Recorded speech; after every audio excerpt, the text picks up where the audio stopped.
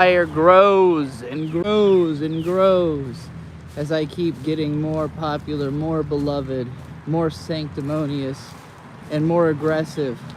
Of course, the trolls are coming out of the woodwork. Of course. Of course, people show up and they wanna do anything they can to besmirch what we've got going on here. But luckily, none of it works.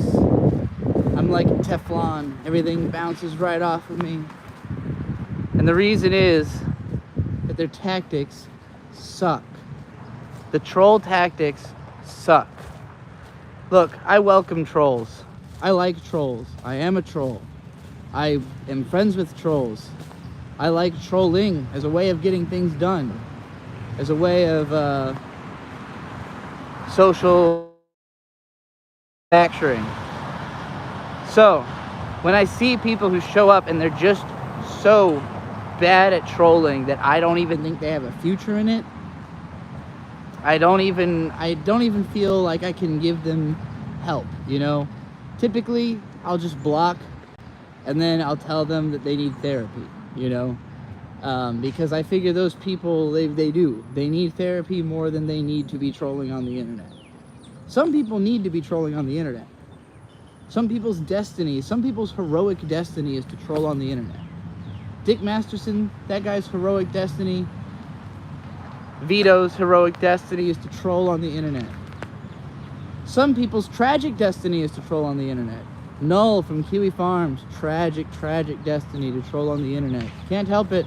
He'll never be able to stop. He'll die like this. But you know, it is what it is. And I'm one of them. I can't stop.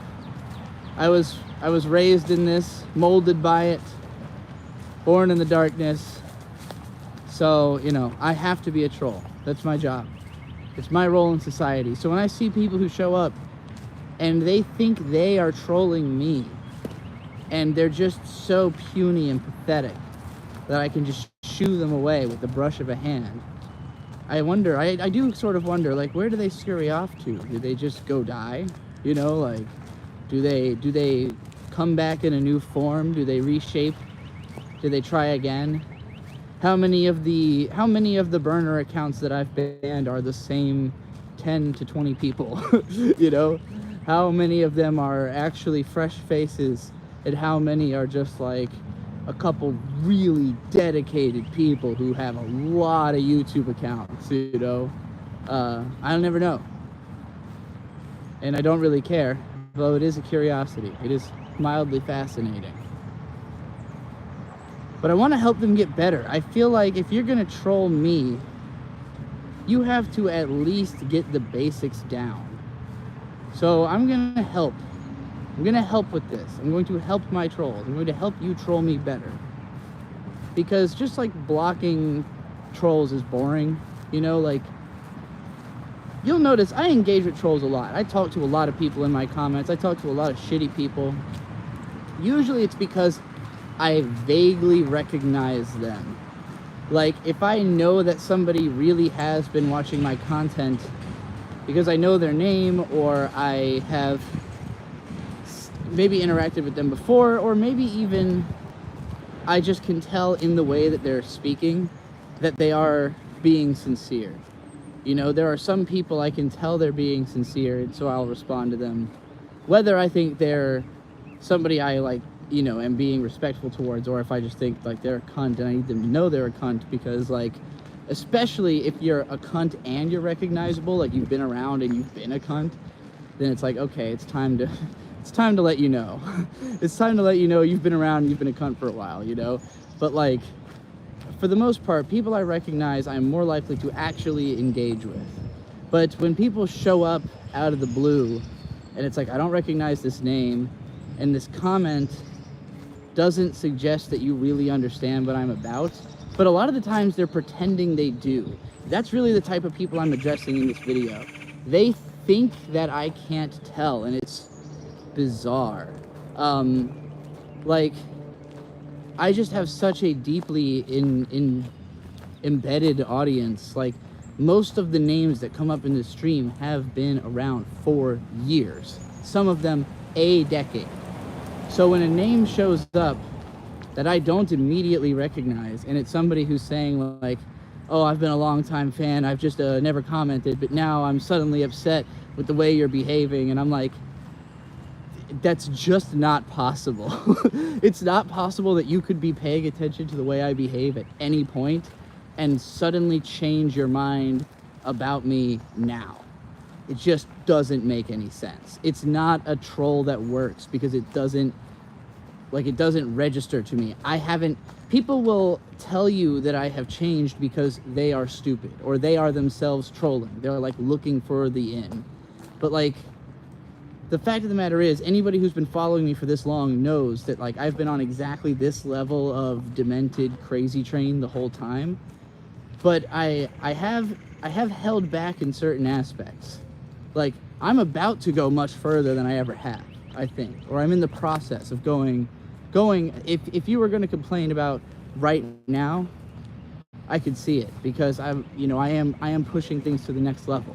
I'm pushing us to the new extreme. And frankly, I'm obviously willing to burn off anybody who's not willing to go with me, as I always have been. So like, if you think that I'm going to be concerned that like, uh-oh, some of my fans don't like what I'm doing, like, you don't know me. Which, like, again, I can't imagine anybody following me for a long time, seeing this pattern of behavior and expecting anything different and then complaining about it. It just doesn't register. So to me, it always reads as, okay, concern troll, you know, like, this is your gimmick, is you make you like make up a Wooby fan to supposedly, I don't know what the goal is, like make me feel bad about the way I act and change or something. I can't. Brain doesn't work that way. I'm a hardwired narcissist. Like, you're not going to change that aspect of me. It's not something I can tame and like recoil. It's not something I can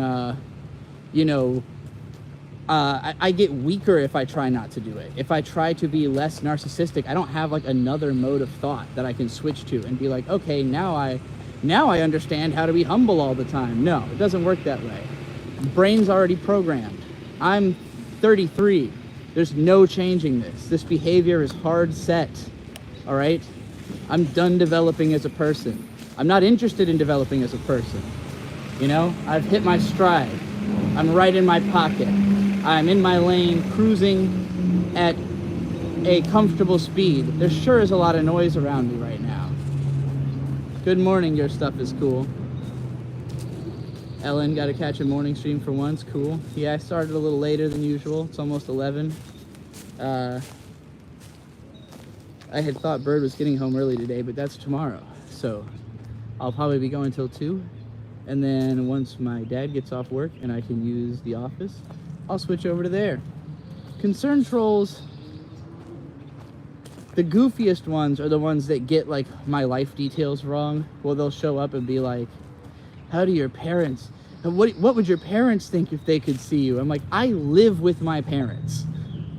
My mom just went on a long rant to me about how she wishes that more trans celebrities would speak up about trans issues. She's like, why don't they talk about like all the bullshit laws, you know?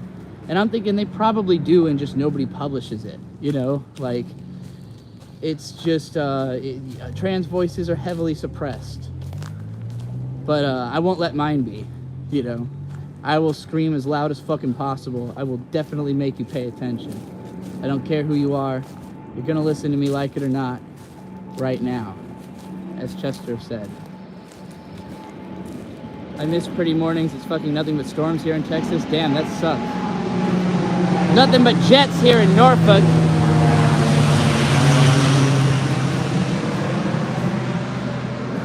Plans for Pride Month? Well, I've been making a huge collection of Pride items. So basically anything that indicates Pride in any way, shape, or form, I want people to send that to me on Twitter and Discord so I can keep... Basically, I'm just trying to signal boost as much Pride as possible, particularly funny, edgy, anime-related Pride content is my favorite. You know, stuff that makes you laugh, stuff that makes you think, wow, I'm gay now. Like stuff you could only laugh at if you are gay, but you're definitely gonna laugh at it, proving you are gay. that kind of stuff. I need as many Pride items as I can gather. You know, send them to Golden Witch Fire on Twitter, or go to my Discord, We Watch Anime Discord. You can find it in the About page of the We Watch Anime channel. My other plans for today, I hope to finish editing the Jujutsu Kaisen versus Evangelion video for that channel later tonight. At the very least, get further into it. Because I gotta make more anime videos. You know, I gotta stay true to my word that I watch anime. Lately, though, I've been getting paid to watch anime. We've been doing these afternoon streams where we charge $1 a minute to watch stuff, pretty much anything. And those have been a fucking ton of fun and hella lucrative. So, trying to bring more viewers to the channel so that I don't empty all the pockets of my current viewership, leaving them broke and poor. You know, I'd prefer that my fans all be rich and resplendent, not just with my content, but with verve and love of life and actual money as well. So, you know, I'm gonna keep pumping messages into your brain that help you make more money, hopefully. Pumping images into your brain that inspire you to do things like move around and go outside and look at the moon. And don't look too much at the moon. Don't be like Sophie. Like, don't throw yourself off a roof because you're looking at the moon too close. All right? Don't get goofy about it. Stay in your pocket also. You know? Branch out, but don't uproot. You know, you're a tree. You're in place. You are stuck. To some degree, you are stuck in place. Don't uproot yourself unless you got somebody who can replant you and take care of. I'm getting way too deep into this metaphor. You know, but find the sun. You know, wherever you've been planted, you gotta stay strong and find the sunlight. Keep shooting leaves out. Does this still make fucking sense? Alright, whatever. Like one of those tree folk from World of Warcraft? Good. That sounds like a good thing to be. I don't remember like the Night Elves? Welcome to the weeds!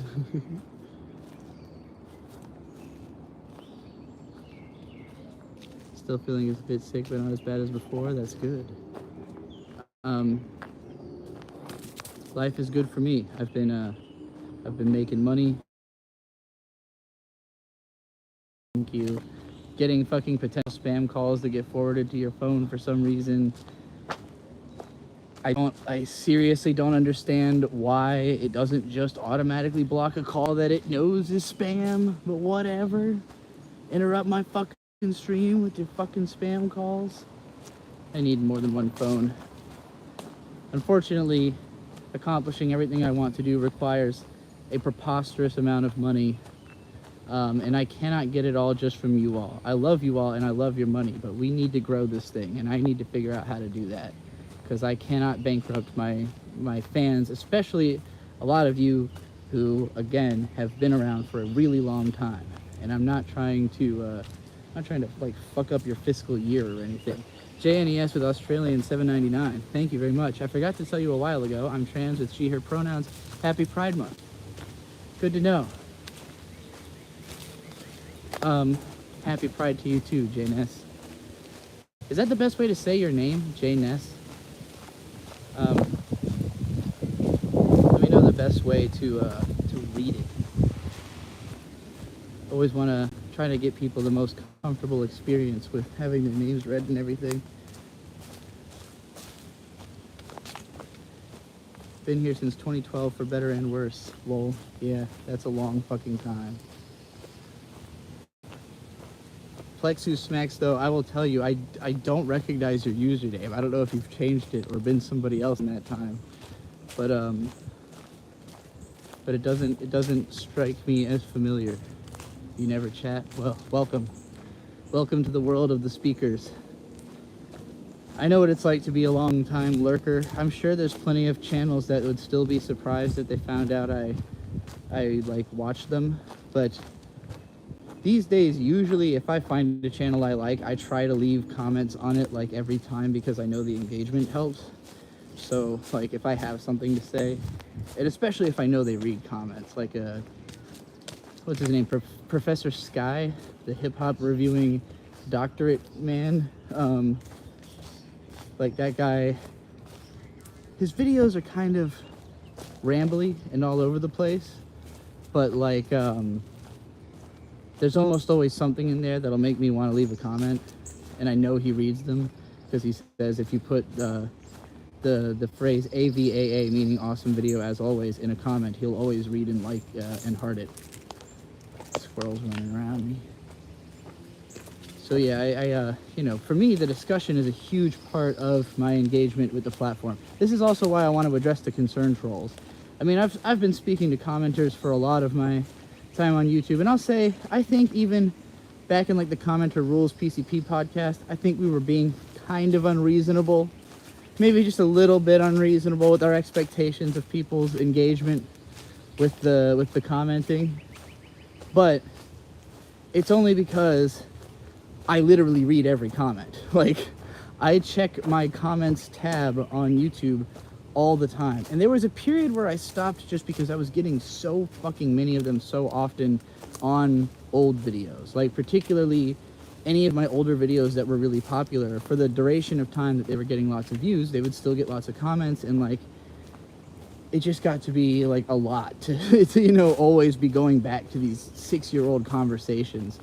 Now I think it's really funny though. Like, the fact that I still get comments like complaining about the Shinsekai Yori video every couple of weeks is really funny to me, because I'm like, I couldn't possibly give less of a fuck. Obviously, I'm not emotionally invested in this argument I made 8 years ago, but like, it's really, really still funny to me to see like fans of something that I dislike on such a level, there's no chance I'll ever be sympathetic to it. Same with Mushoku Tensei. People keep trying to convince me to to not harsh on Mushoku Tensei. People love that fucking show, man. I don't understand. Like, anybody who loves Mushoku Tensei, I'm sorry, like, that is sus behavior to me, and I wish I could say it. Like, I don't want to hold people to their taste in media, but it's hard for me to like parse what could you be getting out of this show. Like, what could a sane fucking, you know, rational person see in particularly season 2? Like, getting through season 2 of Mushoku Tensei, whew. But I felt a lot of this about ReZero also, and I think Mushoku Tensei is even worse. I think it's literally even worse. People will sit there and bold-facedly tell me, well, at least it's not ReZero, and I'm like,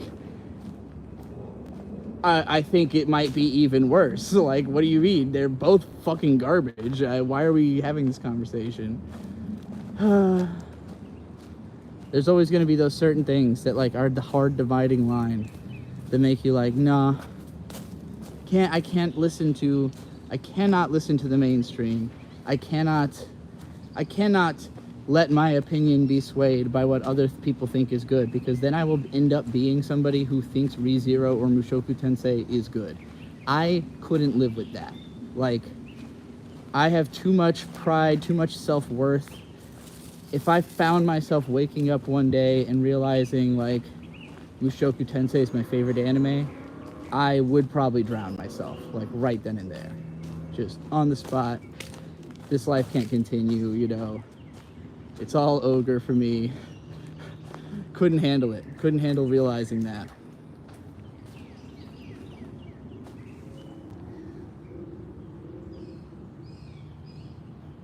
Do I still like Toradora? I haven't seen it in a long time, but I think probably. I don't remember there being anything particularly egregiously wrong with Toradora. So I can't imagine. I really like the... With certain anime, it's not as much for me about like the moment-to-moment experience of the show as like thinking about the characters and what they represent. Toradora, like when I think of Toradora, I always think of the opening sequence where each character kind of describes like the way that the world sees them versus the way that they see themselves, and how they wish somebody would see them the way that they see themselves. And then the show is all about like making that happen, you know, like taking these two characters who kind of recognize each other right away and then like them getting to a level of communication where they can kind of convince each other that they understand one another. Like, I think implicitly they both do, but it's like, oh, well, how am I supposed to trust that you really understand me if you can't communicate that to me, you know? And so they work on that communication throughout the show. And part of it is also that they're both initially interested in other people, you know? So like they're kind of blind to one another because they're deliberately turning a blind eye because they're kind of still feeling committed to their previous feelings, but like eventually realizing they could bring that commitment to one another instead of to these other people who have other shit going on, you know, that don't really need them the way they need each other. So it brings them together. All that, great. All of the like thematic stuff that is the heart of the show and like what it's built on is fantastic. So the writing, I think, in places could be probably tighter. You know, some of the characters are like kind of annoying, or some of the decisions they make are particularly annoying in like the later episodes. But you know, it's teen romance, so it's none of it's like egregious. It's just kind of like, yeah, they're dumb teens, you know. These are realistically dumb decisions that they make. But in the end, you know, it's a strong, very strong story about like why romance is important. I think why, like, I also think you know, it would be cute to watch it now because I think Bird is very much a Takasu Ryuji type, and I am more of a taiga, palm top tiger type of a person. So it would be cute to see that reflected, you know. Early in our relationship, we saw a lot of it in Kaguya-sama Love is War, which had kind of brought me around on that show. Like, I hadn't understood it when I first saw it. I just didn't get I didn't get what made it funny. But then Bird and I, our relationship started off kind of similar to theirs, where it's like neither one of us wanted to admit how easy we are to, like, you know, commit to a relationship like that. But it was also like very obvious, I think, to both of us, like, you know, like we're doing a bit. And seeing the show was like holding a mirror back at it and being like, oh shit, this is how we're acting right now, kind of, just as adults. Do I like the main character in Mushoku Trixie? Absolutely not. I'm not gonna rant about that any longer though, without getting paid to.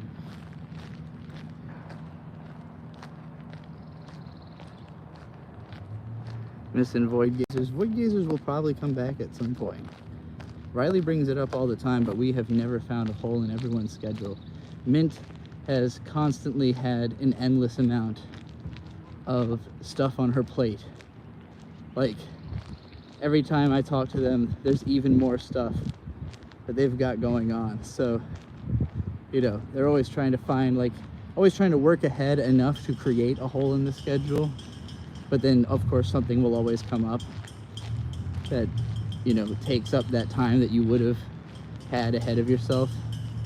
I know about this because the whole history of my channel has been the history of me trying to build like a backlog and then catching up to it every single time, where it's always like I'll spend like 3 weeks grinding away at writing like a ton of scripts and making a ton of videos ahead, and then like a few weeks into producing that, something happens and I'm like, fuck, now I've like no longer able to keep up with the weekly schedule I had set all this to come out on, you know.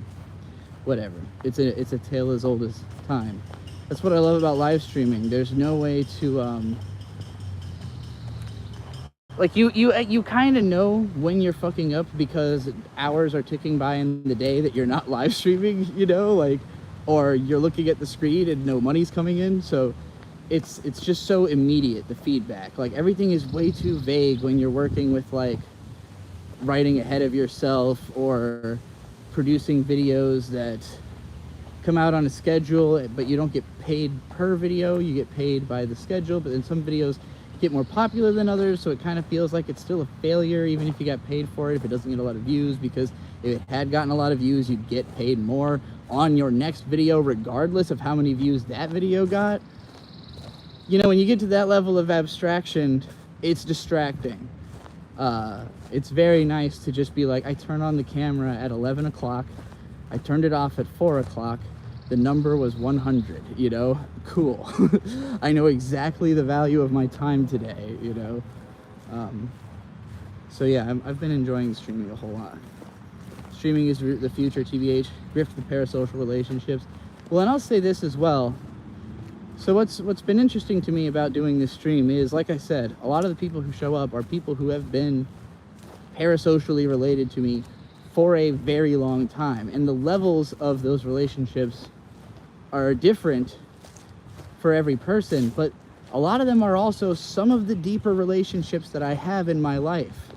Because I spent my whole upbringing moving constantly, losing all of my friends, you know?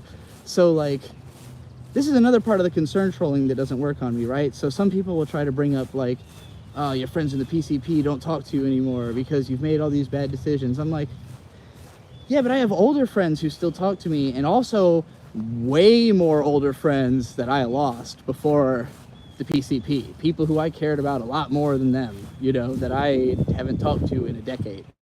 Like, these people don't understand the severity or the depth of my being a bad person or my lore, you know? Like, I've written 20 albums about my misgivings as a bad friend. Like, I am incredibly aware that my entire behavior is off-putting.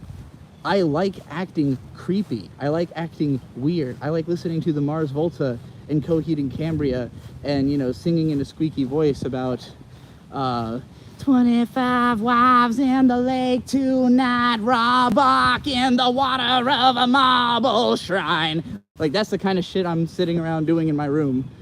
You know, like, I don't know. Other people are like chilling and vibing, and I'm like, you know?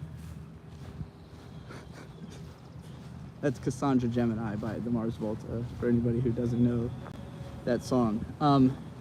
So, you know, I'm used to my existence putting people off. I'm used to being the odd person out. When people, there was somebody the other day who told me that I'm not reading the room. And I got kind of stuck on this because I was like, what room? Which room? Because usually when I walk into a room, I read the room and then I say the thing that I think will make everyone in that room uncomfortable if I don't like them. You know, if I walk in a room and my senses, I missed an opportunity yesterday. Yesterday, Bird and I were at this brewery.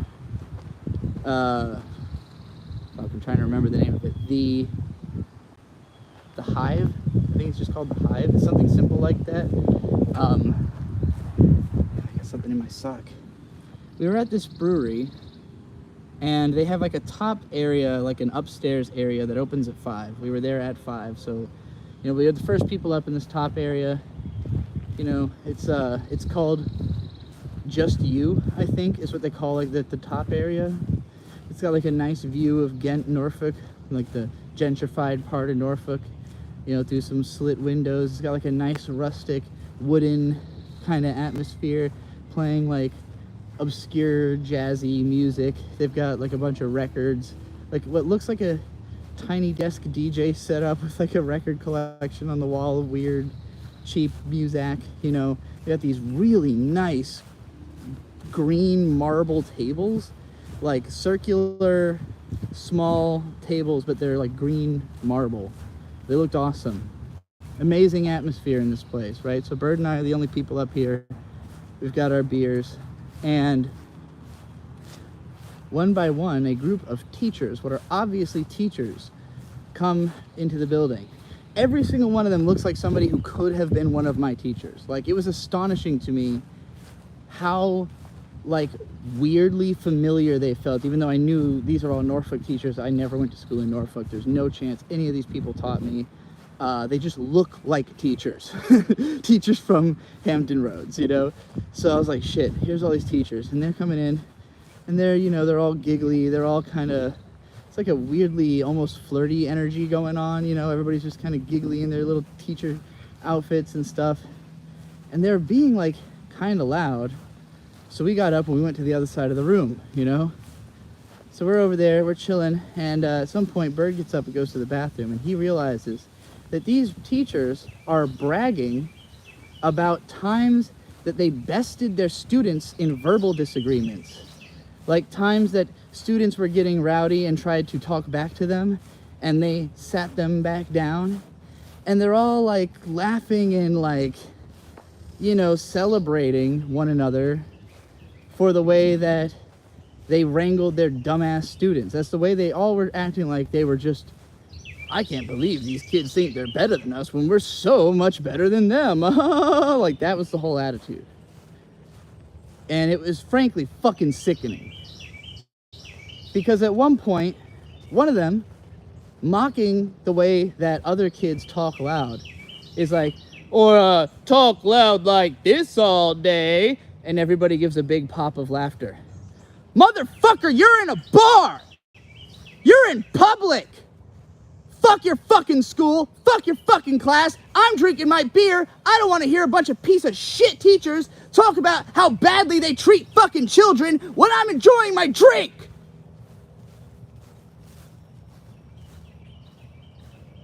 I didn't find it in me to scream all that because I wasn't that drunk. I was on my first beer, I was the designated driver. I wish I had been drunk enough because I was going to scream. And that's why teachers are terrible people. As we walked out of the door, couldn't find it in me. Bird said it though. He said it just loud enough for the last teacher that was coming up the stairs to hear. I definitely was shouting loud enough in public just now to disturb other people. So I'm a big hypocrite. But, you know, I don't care. I actually don't care.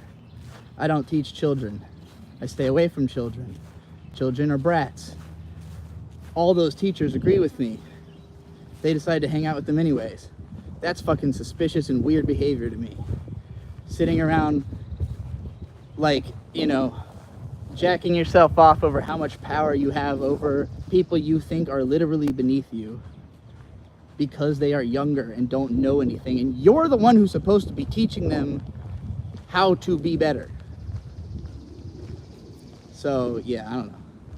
It made me upset, obviously, as I just full tilt started screaming. But you know, it is what it is. I'm at peace now. I've moved on from those emotions.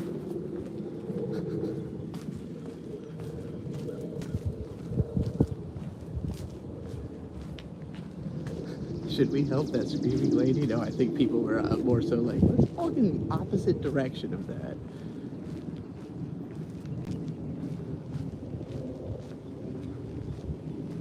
I just wish the U.S. treated teachers better. I wish that the teachers deserved better treatment, though. Like,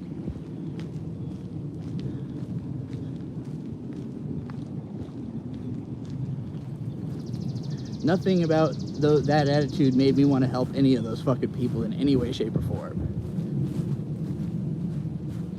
That's not the kind of people that should be teaching, just flat out. It's not a matter of how much support they're getting, they just shouldn't be doing the job.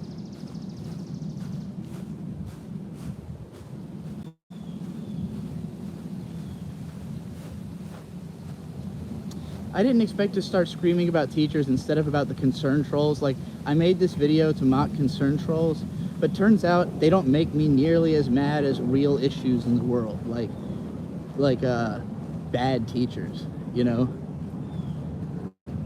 Like, I guess concern trolls are kind of in the same vein. Like, they're people who think they're trying to do you a favor, but actually they're just being like snarky douchebags. And, you know, talking like they know better than you, even though they don't actually understand what's going on in your life at all, aren't willing to look into it. And then they start talking down the people that are in your life. Like, something the concern trolls will also do is when I start talking about all the people who like and support me, like my family or my friends, then they'll be like, oh, well, so a bunch of yes men, so people who will just agree with anything you say. And I'm like, that's not at all what I value in people. I mean, part of why I've been able to lose so many friends is that I surrounded myself with the kind of people who would, like, if they had a problem with me, say something and stop. A lot of my friends have had problems with me, and then they've we've reconciled, or they've just decided that they're over it, I guess. You know, like, a lot of my audience has a huge problem with me, but at the end of the day, I'm all you fucking have. So you're fucking stuck with me. You're stuck in an abusive relationship with a psychopath. Not my fucking fault. The world did this to all of us. But hey, at least I'm here, right? I'll always be here. Unless they kill me. Probably J.K. Rowling. If anybody's gonna do it, it's gonna be her. Just know, if I die young, it's her fucking fault. And it's not, I will not have killed myself. They're gonna tell you that. That's not the case. Never would do it. I'm too pain averse. And I love myself. I'm a massive narcissist. The only person who would ever want to eliminate a massive narcissist is another massive narcissist who thinks that your narcissism is going to infringe on my narcissism. Right now, my narcissism is heavily culturally infringed upon by J.K. Rowling. And so in revengeance, I seek constantly to nip at the heels of her empire. And unfortunately, I am but a rat in the sewer, and she is up on the high and mighty throne of having made something people like a whole lot. So all I gotta do is make people worship me via making something good, I guess. Only problem is, nothing's good. How do you make something good if you don't really think anything is good? All right, let's do another segment here. Let's get into a whole different zone, all right? I've got some things in my bag.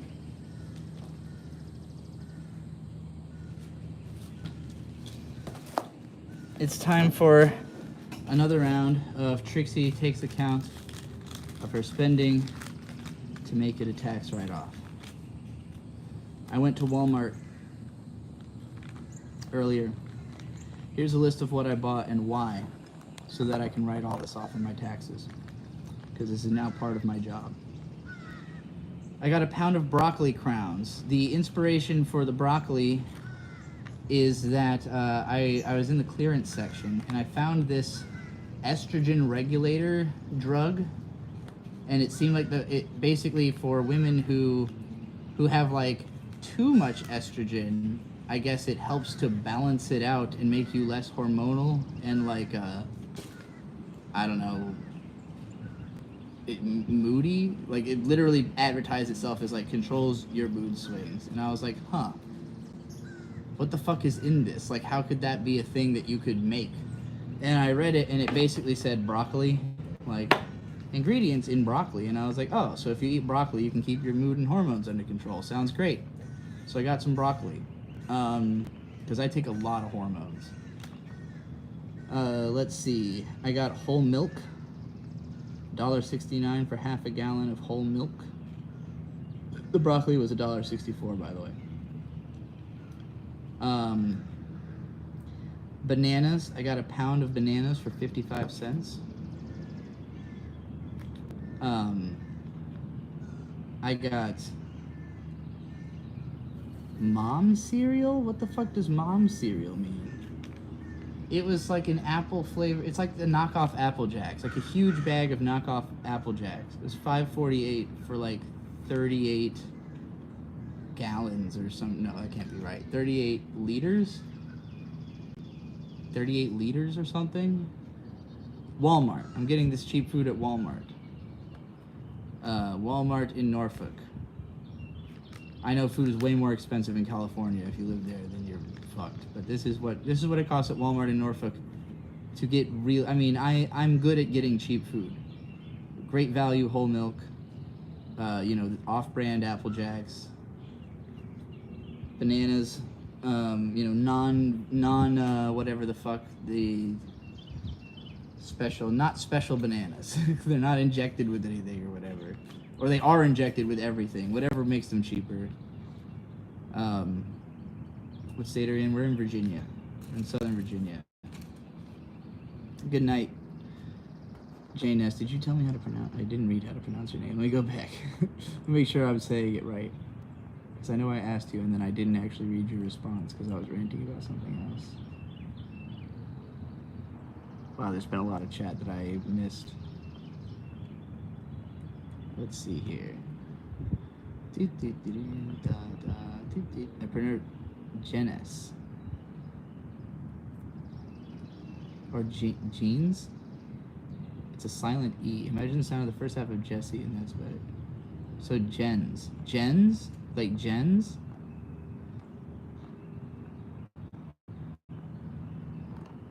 Sounds like Jens, right?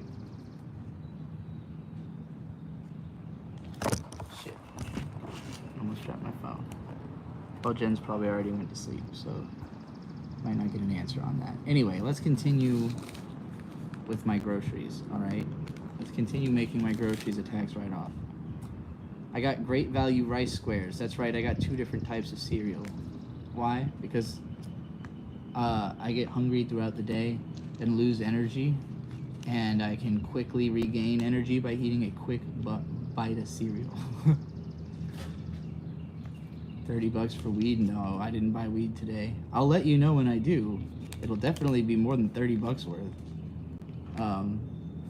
120 on some Coke. Coke is not worth what it costs. I don't understand. You have to be like outrageously rich to, like, you have to be making Nick Rakita money to be buying Nick Rakita cocaine, you know? I got some blueberry waffles, the family size blueberry waffles. So the big bag of cereal was $5.48. The smaller box of cereal was $2.72. And the 24 pack of waffles is $5.97. So I probably the most expensive thing I got is the Eggo waffles, just because they're name brand. But you know, I like those a lot. That's another thing, I will just eat a couple of waffles every so often to keep my energy going. I got 2 boxes of 2 each Jamaican beef patties for $3.44. They didn't have the cheaper ones, they were sold out. They didn't even have any spicy ones, they only had the beef and cheese, which is fine, but spicy ones are really good. I got a big ass pack of the BioSalud drink, you know, those little like yogurt-like drinks that just are full of like cultures. I generally tend to feel better when I drink those, so that was $5.33 for 25 of them, something like that. Great Value yogurt, blueberry yogurt. I got a big ass pack, like 16 cups of yogurt for $5.33. The Smucker's Natural Peanut Butter Crunchy. This is also a place where I went and got the name brand because this is something Bird likes. Bird really likes the Smucker's peanut butter. It's not that expensive, especially at Walmart. Smucker's peanut butter is literally more expensive anywhere else you buy it, but at Walmart it's usually fairly cheap, $4.12 for a standard size bottle. I got also the Kerrygold salted butter. That's a little bit of a nicer butter. Also something Bird cannot suffer cheap butter. So, you know, I got a slightly nicer butter, the Kerrygold. It's good.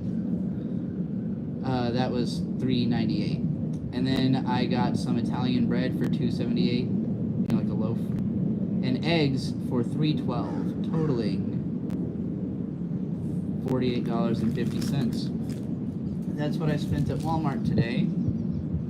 And I did not pay for this. Even though the self-checkout guy, you know, the guy who watches self-checkout was standing right next to me watching me pretty much the whole time, I just simply left this in my cart and did not pay for it. In case anyone's worried that I spent money on this terrible, terrible anime magazine, Otaku USA, still running, even though I made fun of it relentlessly the last episode. The last issue, I mean. The spring 2024 issue, I made a whole video about how bad it was. What's funny to me is the last one, I remember, like, making fun of that, like, I had just thought it was the Ancient Magus' Bride on the cover until on closer inspection I realized it was a different show that kind of looked like it. So when I saw that this one was the Ancient Magus Bride, I was like, wait. This must be, like, the viewership of this anime is entirely the readership of this of this magazine. Like, I believe it's a 1-to-1 ratio of, like, people who, the 10 people who purchase Otaku USA and are all fans of Ancient Magus Bride.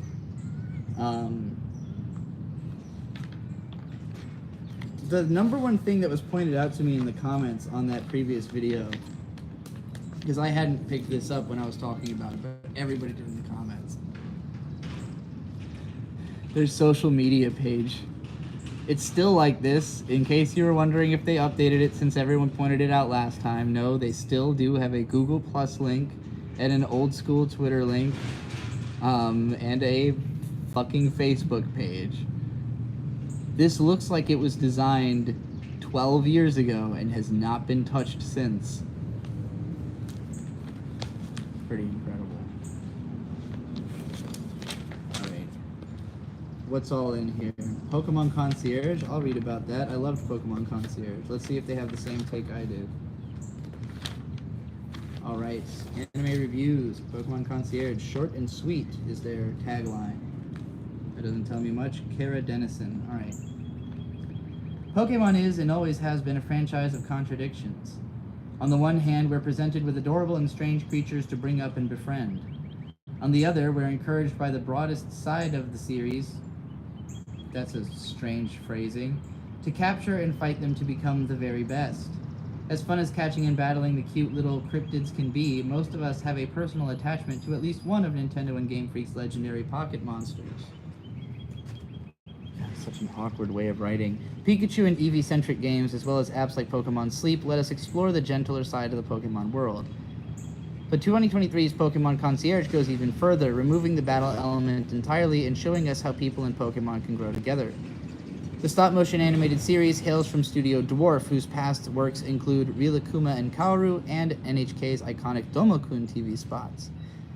It does look just like Rilakkuma and Kaoru, so I'm kind of surprised I didn't, like, intuit that, but I guess I only watched one episode of that show. The resulting animation is cozy, welcoming, and one of the best ways yet to show the personality and charm of the setting's many Pokemon. Set in an island resort where humans and their partner Pokemon can vacation in style, the series keys in on a young woman named Haru. The harried worker decides to leave her stressful life behind and take up a new job at the resort. Here she has one job: help Pokemon relax and have a good time. On the subject of... I really hate how that first paragraph was, like, phrased. Because it just starts off, it's always been a franchise of contradictions. And, like, just that sentence alone gives me the opportunity to come up with, like, 10 different ways that that could be the case. So I wish instead of that, it was, like, just explained the contradiction instead of saying that you're about to explain a contradiction. You know what I mean? Like, it's like you're like saying that you're about to explain a thing as opposed to just explaining the thing. Also, the phrase "the broadest side of the series" really was... What the fuck does that mean? On the broadest side of the series? What do you mean by that? I wish this magazine had an editor. Like, it's not that these people can't write at all, it's just that they're clearly writing these quickly, pretty conclusively on the last video where they printed the same article twice in a fucking row. The first season of 4 episodes goes quickly, only about 12 to 15 minutes per episode, including credits, but packs a lot of goodness both in terms of plot and visuals. With each new visitor, Haru learns how to be a better, more caring concierge, and in turn, she learns how to care more about herself and finds her own talents. Beloved Pokemon get to take center stage one at a time, working through issues ranging from evolution to shyness. Alright, so I hope she's about to get more in-depth about, like, what's actually good about this show and not just, like, describing literally the content of it and saying that it is good. Accompanying Haru most of the time is Psyduck, the relatable migraine Pokemon, and it's here that the show really shows its hand, because one of Haru's chief goals is to give Psyduck some headache relief, and she does, through understanding, gentle talk, and coping mechanisms. We meet an unlikely Pikachu, one who isn't as perky and upbeat as the rest of its species. As its owner desperately tries to make his Pikachu more energetic, Haru soon realizes what truly needs doing. Rather than change, the mascot needs understanding and acceptance. Calling it the mascot in the middle of that sentence. This Pikachu is not the mascot. That's the point. This isn't mascot Pikachu. This is sad particular. This is other Pikachu. Okay, I'm not gonna get upset about this. As sweet as the story is, penned by Haruhi Doki, who also wrote Ancient and the Magic Tablet, the visuals alone are enchanting. More than ever, we see little quirks and nuances of Pokemon body language. The way Mudkip wags its tail like a tiny dog, for instance, is especially adorable. Seeing the recognizable creatures acting like, well, creatures in this new medium is absolutely adorable, especially, you just said that, especially combined with the soft fuzziness of the stop-motion puppets. Topping it all off is a catchy tune by city pop legend Maria Takeuchi. I had not even realized that, but that is legendary. That should have been like the first thing you said. Like, that should have been at the top. That would have gotten so many more people to give a fuck, like, right off the bat. Hey, Maria Takeuchi did a song for this. If this review seems to be nothing but praise and love, that's because it is. Pokemon, it didn't really though. You just like described the show and said it was good. There wasn't, I mean, I guess you said the stuff about the adorableness, but like the fact that she helps out, it's not the fact of the matter of the show that makes it interesting. It's the way it goes about it. It's the nurturing, careful approach to handling clear metaphors for having neurodivergent children. Like, that's what the show's about. Fucking Pikachu and Psyduck are the most, like, coded to be, like, young, outcast children. Like, dealing with how do I parent a kid who is, you know, who's having emotional difficulties. That's the show. It's the mom core. I also have a video written about this show, so eventually my full take will come out anyways. But like, yeah, this is the show for moms. It is the mom core Pokemon anime. I'm actually remembering I haven't shown this to my mom yet, and I need to, because my mom will probably cry watching this. This is the fucking wolf children of Pokemon. That's what this article should be. The tagline should be, like wolf children for Pokemon. Your mom will cry, in parentheses. Anyway. Pokemon Concierge is short, sweet, and full of heart. It's exactly what it needed to be, an afternoon's worth of wholesomeness. While kids will love to see their favorite Pokemon frolic on screen, this one will resonate in particular with adults who grew up with the games. Haru is a bit like all of us, stuck, unsure of who she really is and what her talents are. Okay, now you're projecting. I know what my talents are. I don't feel stuck. I'm not unsure of myself. So, this might be what you got out of her. But don't make it about all of us. Stuck, unsure of who she really is and what her talents are, and wanting to do more with her life. That part I can relate to, but always. Much like her charges, though, she just needs a chance to relax. Once she has that, her strengths rise to the surface, and just as she can help others, she can help herself. I don't even think that's necessarily true that the others just need time to relax. It's more like they need coaching on how to relax. Like, it's more like she teaches them how to relax, not that they just, like, could... I know that... I just think that could have been implied in the phrasing better. Once she has that, her strengths rise to the surface, and just as she can help others, she can help herself. More episodes of Pokemon Concierge are in production at the time of this review. If they're even a little like the first 4, they promise to be excellent. I agree with that. This is a series that was much needed at the end of 2023, like a warm hug for a generation of Pokemon lovers, learning how to be kind to themselves. I do like that last sentence. And I do hope you continue to be kind to yourself even after I rag on your article relentlessly, because I don't think you put work into this. Like, I appreciate the sentiment, I just don't think you put work into this. And if you did, I'm sorry, but hire me. I can do it. I could do this. I could write this magazine for free. I just like writing magazines is all. Let's see, we've got Snack Basue, The Apothecary Diaries, My New Boss is Goofy, Blue Comet SPT Lasner. I guess there's a Lasner Blu-ray coming out? Of course, this is a Daryl Surratt article. That's least surprising piece of info. I just looked down to confirm, not to find out. I looked down to confirm. So let's see what Daryl Surratt has to say about Blue Comet SPT Lasner. Here's the article, by the way. This is what it looks like. They don't make them like this anymore. That's how you get the old guys to pay attention. While writer-director Ryosuke Takahashi continues to excel across a variety of genres even to this day in 2024, his mecha-themed works of the 1980s produced by animation studio Sunrise are what he's best known for. Now that's a strong intro. I feel like I got a lot of information and I've been placed in exactly the time period I need to be in. I've been taken from the present to the past through the lens of the director of the show. Smart writing. Armored Trooper Votom's Fang of the Sun Dogram, Panzerworld Galliant, and 1985's Blue Comet SPT Leisner are forever remembered as bedrock examples of what otaku often colloquially refer to as real robot mecha anime. It is the imminent future year of 1996. Mankind, having already colonized the moon, has now terraformed Mars, where the US and the USSR continue to scuffle for supremacy.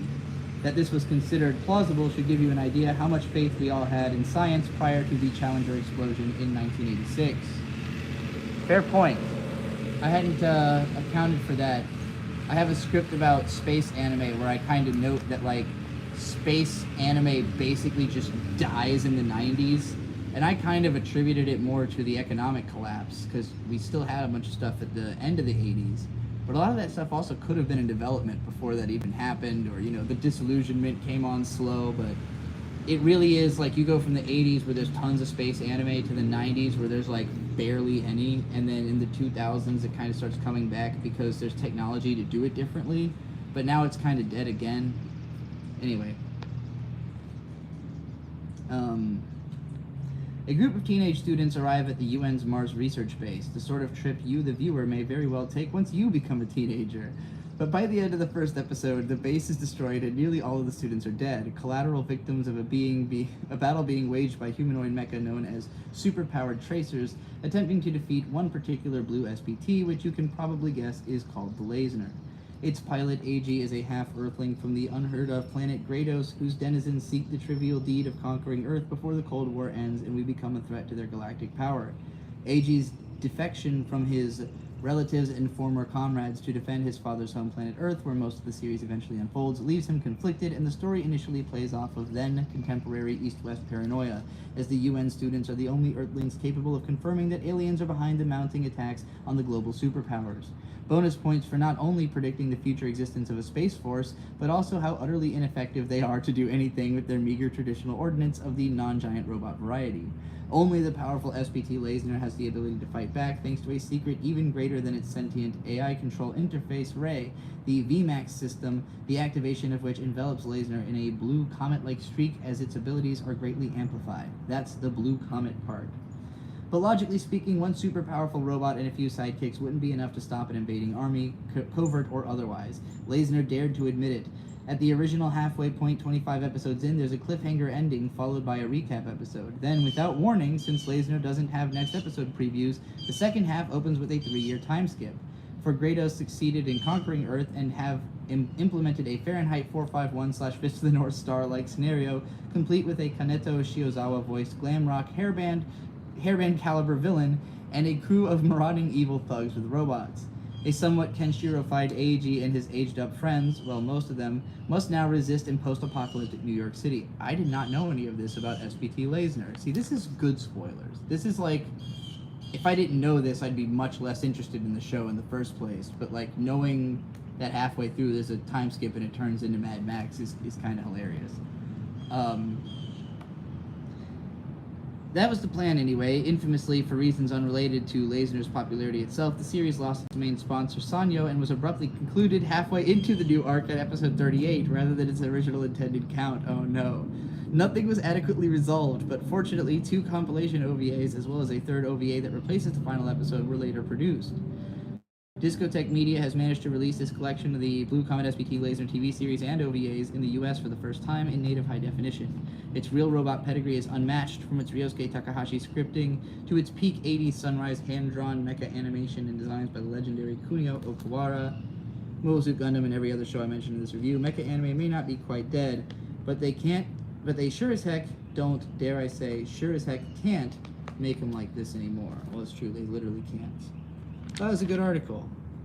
Daryl Surratt continues to be the best part of this magazine. Alright, now I'm in the manga reviews. Is there any manga I want to read about?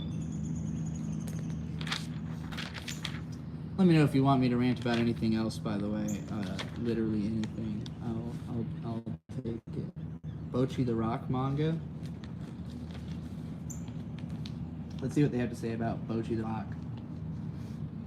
Hitomi Goto, aka Bocchi, would love nothing more than to be popular among her peers. The first thing she needs to do, though, is meet some peers. So far, her only companions are her crushing social anxiety and her sweet guitar shredding skills. Bringing her guitar to school doesn't result in instant popularity, but she's attracted some internet fame thanks to her YouTube persona, Guitar Hero. This will help her win friends, right? Not if she's too shy to let people know that Guitar Hero and Bocchi are the same person. Just as Bocchi is ready to shrivel up and turn to dust, drummer Nijika Ijichi asks her to fill in for her band's flaky guitarist in their first ever live performance. Does the most introverted of introverts have what it takes to perform in front of a real-life crowd for the first time? Of course she does, as long as she's in a cardboard box. The Cloverworks anime adaptation of Bocchi the Rock made a splash in 2023 thanks to unhinged animation, unhinged animation? I don't know if unhinged is the... Fucking... Nichijou had unhinged animation. I don't know if... I guess Bocchi had a couple of moments where it got pretty weird, right? With the animation. Unhinged is just such a strong word for it. Like, maybe, like, expressive or artful. I don't know. Unhinged animation, stunning vocal performances, and of course Bocchi herself. Now we're finally getting the source material via Yen Press. Does it live up to the expectations raised by the anime? I'm pleased to report that the manga is strong on its own terms. Bocchi feels very much like an anti-anime character, the opposite of the perky protagonists who usually lead a series like this. Think of the likes of K-On! And the contrast is obvious. She's a mess from top to bottom, and the manga showcases her fails as adeptly as the anime does. I don't think she's as different from Yui as there. Like, Yui wasn't like a bubbly personality with a bunch of friends. She was like a lazy airhead, like total space case, whose only friend was Nodoka-chan until she joined the band, and everybody kind of thought she was insufferable at first. So I don't think she's as different from Bocchi as they're pitching it.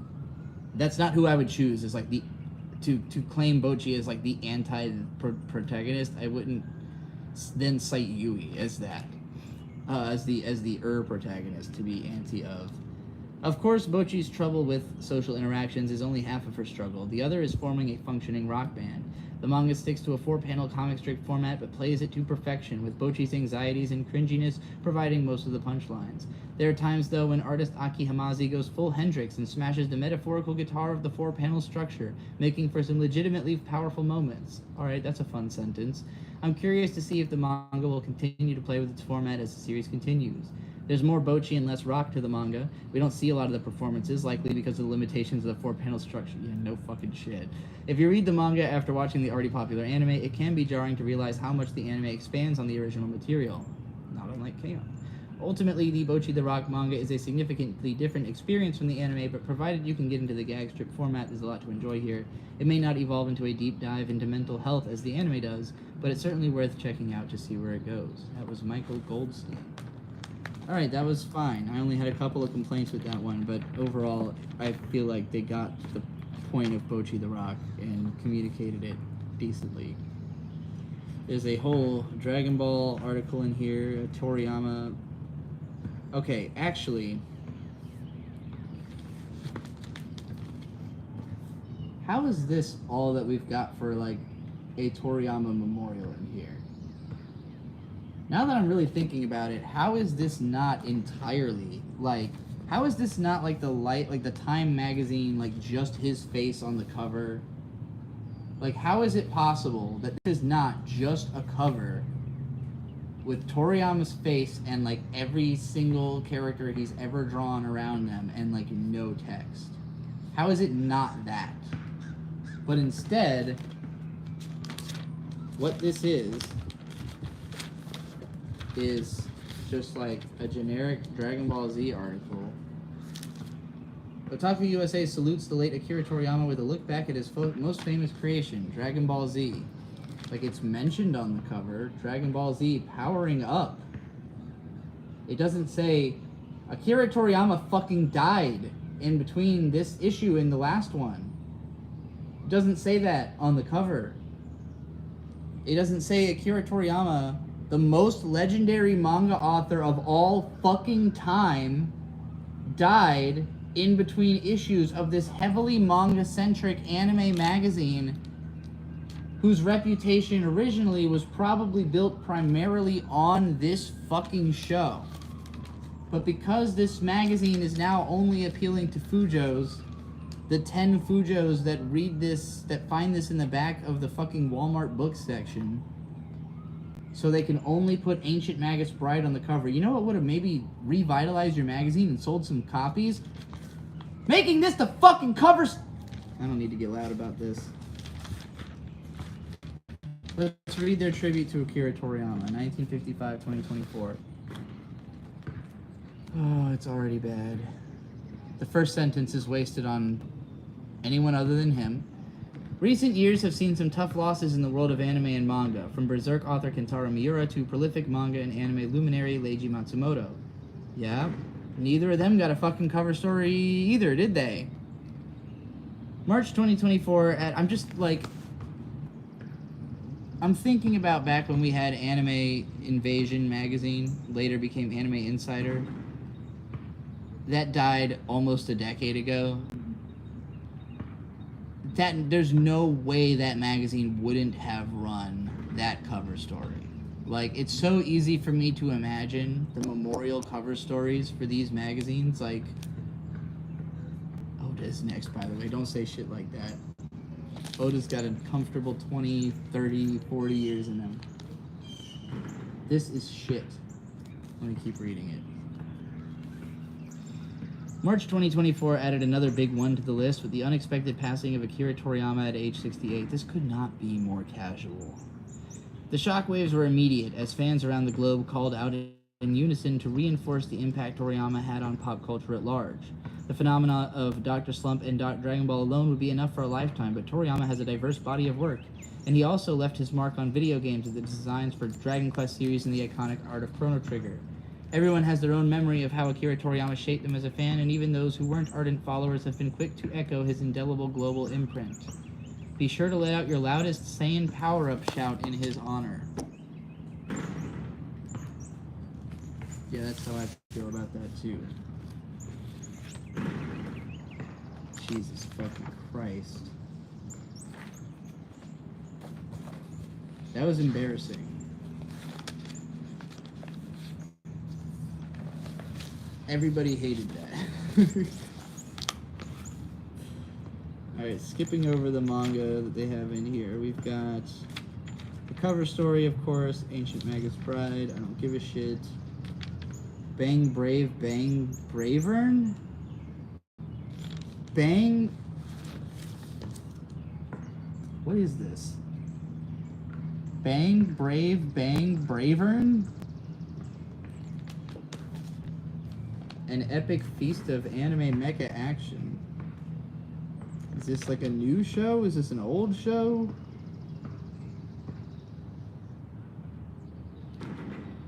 Let's just address the giant robot elephant in the room. Just like with The Witch from Mercury, there can be no plausible hetero explanation for any of this. Much of the dialogue Bravern delivers is a double entendre, describing not just the burning passion of being a super robot fighting for justice, but also being in a torrid physical man on mecha relationship with Isami.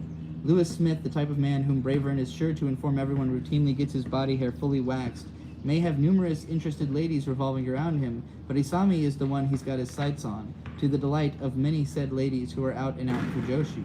Any lingering allegations of mere friendship/bromance are pulverized by the mere existence of the ending credits, not revealed until the second episode, consisting of Lewis and Isami literally singing to one another on a stage, then stridently removing their shirts and clasping in one another's arms. Promare was straighter than this. Well, damn, I've never even heard of this incredibly gay... Maybe this magazine's not terrible after all. Of course, it's Daryl Surratt keeping it afloat. Okay, what is this fucking thing? Has anyone heard of this? Has anyone seen this? This is a Pride item, you're right. Chris Lovin with $2. How far did you get in Berserk? I've read 31 volumes, I think. I caught up at the time to the US publication, which was like 2007 that I read it. So yeah, I think it was like it was like pretty deep into the arc of like, you know, Guts just kind of building his group of friends, and there was like a bunch of small arcs about other characters. So I feel like I was like at the beginning, I think, of another big arc. June with 199 said rant on Toriyama's genius. Yeah, I mean, hold on, I've got mites crawling on my magazine. No more mites.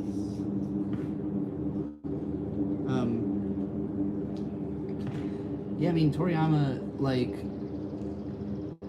everything, I feel like he was always just trying to look for, like, the best way to draw something quickly. Like, what makes his style so good is that everything he draws, like, he's always trying to make it look cute and fun, but simple, and, like, you know, reduce the number of lines that he has to draw so that he can do more, like, put more into the frame. You know, like, he can draw more characters, more stuff, bigger monsters, bigger sets, by simplifying them enough that he can put more in, you know? And I think that's what makes it so imitatable and so influential, is that people, you can literally see every line that he puts down, and you can just copy that line for line, you know? And, like, develop it. You can just learn to draw like Toriyama pretty easily. You know, it's not like an art style that you look at and you feel like it's unachievable, even though it is unique and immediately recognizable, and, you know, it's also pretty easy to transform. Like, you just got to move the lines around a little bit and you can make it look slightly different. And so I just think so much of character design in the time since he started doing it has been informed by it, that it's like, you almost can't describe a modern character design without, like, acknowledgement of Akira Toriyama's influence. Like, at this point, it's so many, it's like several generations removed, right? Like, if you are somebody who learned how to draw because of Naruto, you by proxy learned how to draw because of Dragon Ball, and by proxy, of course, Osamu Tezuka. But I do think, like, after Tezuka, Toriyama is the next name on the list of, like, people who pushed the envelope into a direction where, like, you don't look at Toriyama's art and Tezuka's art and immediately think, oh, that's a ripoff of that. Like, oh, that guy learned how to draw because he read Tezuka. Like, you don't think that necessarily. And I would say the same with, like, One Piece and Dragon Ball. Like, I don't look at One Piece and immediately think, oh, this guy had to have read Dragon Ball, even to the extent that I do with, like, Naruto or early Jin King of Bandits, before that art style really evolves, you know? But I just think his art style is such a good starting point to find your voice, to, like, learn how to draw simple and then start complicating your art from there, you know? Voice actress Eiko Masayama passed away. Cutie Honey Fujiko Mine from Lupin the Third. She was 89. Glad she lived a long life. Damn, yeah. Rest in peace. That sucks. I mean, Fujiko's voice, I hadn't even really considered that it would be, like, the same voice actress. I know she's been played by more than one person, because I know in a woman called Fujiko Mine, I think she's voiced by Sawashiro or Sakamoto, somebody like that. Somebody more modern, but that makes me want to go watch some old Lupin. I've got a lot of Fujiko images running through my head right now because I was just rewatching that AMV I did of my song Renegade with her the other day. So, yeah, that sucks. And Cutie Honey. I've never seen, like, the Cutie Honey anime, really, except for Cutie Honey, which I'm guessing she's not the voice in that one. I'll have to look into her. Maybe put together my own memorial, because I certainly love Fujiko.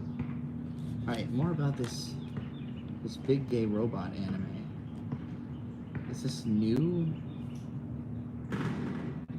Okay, it is new. 2024 is Bang Brave, Bang Braver. Is this already out? Has anybody watched this? Does anybody know about this Bang Brave, Bang Bravern show? Any of you seen this or heard of it at all? Because I have not. Alright. Tear Moon Empire. Never heard of this one. Looks very moe.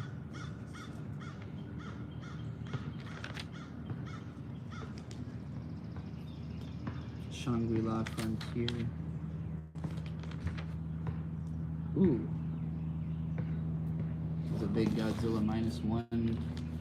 This movie is old now. It's now on Netflix, though. Maybe that's what this is about. Just letting you know it's on Netflix. Surely they already reviewed this when it was in theaters, right? I don't know. They sure do always put a Godzilla review or two in this magazine, though. Or the same one twice, as it sometimes be like. June with another one in 99. Thoughts on / examples of media that tries too hard. Alright. I'm gonna get out of here and continue walking around. I think I'm sick of Otaku USA.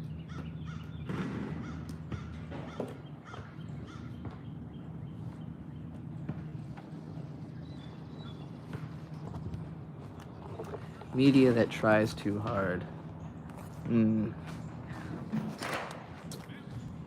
I think a lot of stuff, I mean,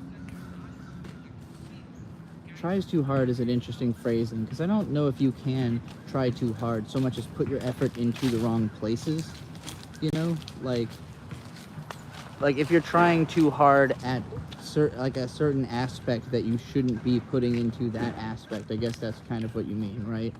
Like, I'm trying to think of like a good example.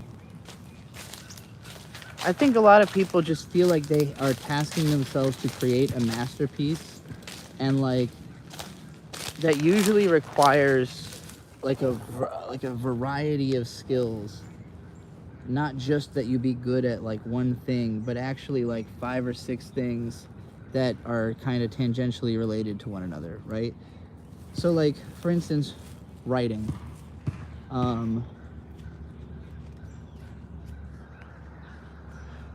Like if you're trying to write a good story, that can mean a whole lot of different things. And there can be certain things you're good at writing, and then other things you just totally don't understand how to write. So for instance, I'm really good at writing dialogue. Anytime I do a dialogue scene in a book, it comes really naturally. I can always figure out what the characters should say next in response to one another. So that part comes easily. But when it comes to like describing a visual, I'm fucking terrible at it.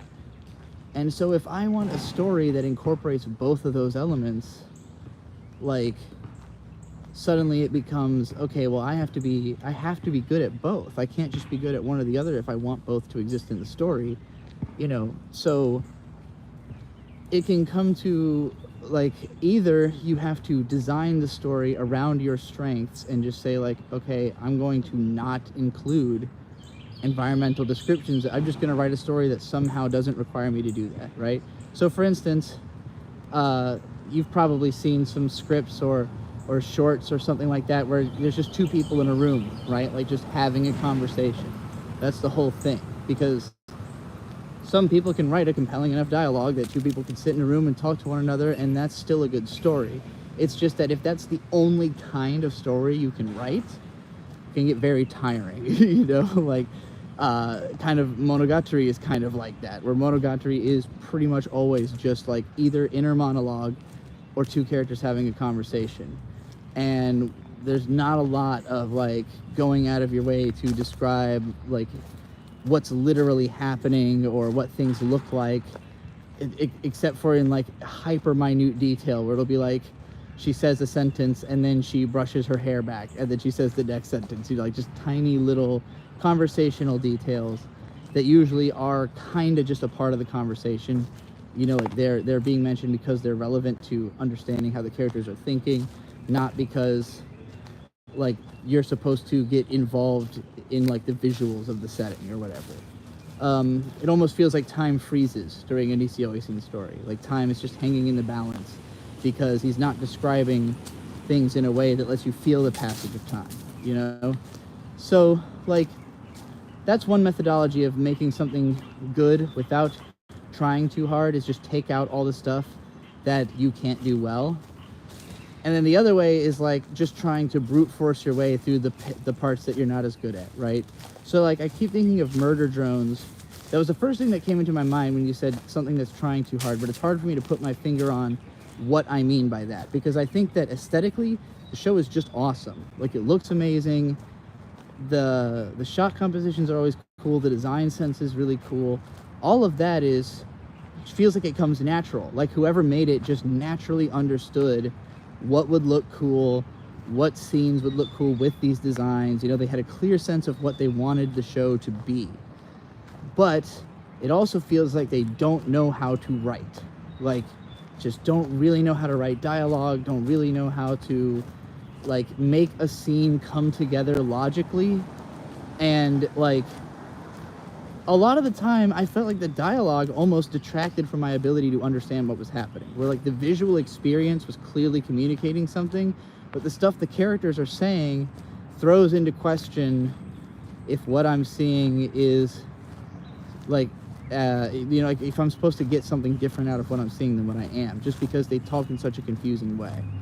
And so it feels to me like almost the existence of writing in the show at all is trying too hard. Like, it didn't need, for me, to be something that had as much focus on characters and story if it wasn't going to be able to do those things as well as just raw atmosphere. And, you know, for example, that one short film that Shabes had me watch in between episodes of Murder Drones, where, like, I was totally enraptured by the aesthetics the whole time, and, like, the story never really strictly explained itself, but it could be felt and it could be understood, and, you know, I felt like I was having a conversation with the story in a way. And with Murder Drones, I feel like I'm trying to have that conversation, but I keep getting confused because of the language. The language is hard to parse, you know, and I don't think it's wrong of them to do it the way they did, because I think that's just innately going to be more popular. I think, like, people aren't necessarily looking for mastery in all aspects of a piece of work. If there is an overwhelming sense of mastery in one aspect, like in that case the aesthetics, it kind of makes up for the rest of it. You know, like, I'm fucking cracking up because somebody else is also yelling into their phone over there and walking around the same area I'm normally walking around. I was gonna go walk around there yelling at my phone. Somebody's already doing it. I guess I'm starting a trend. I'm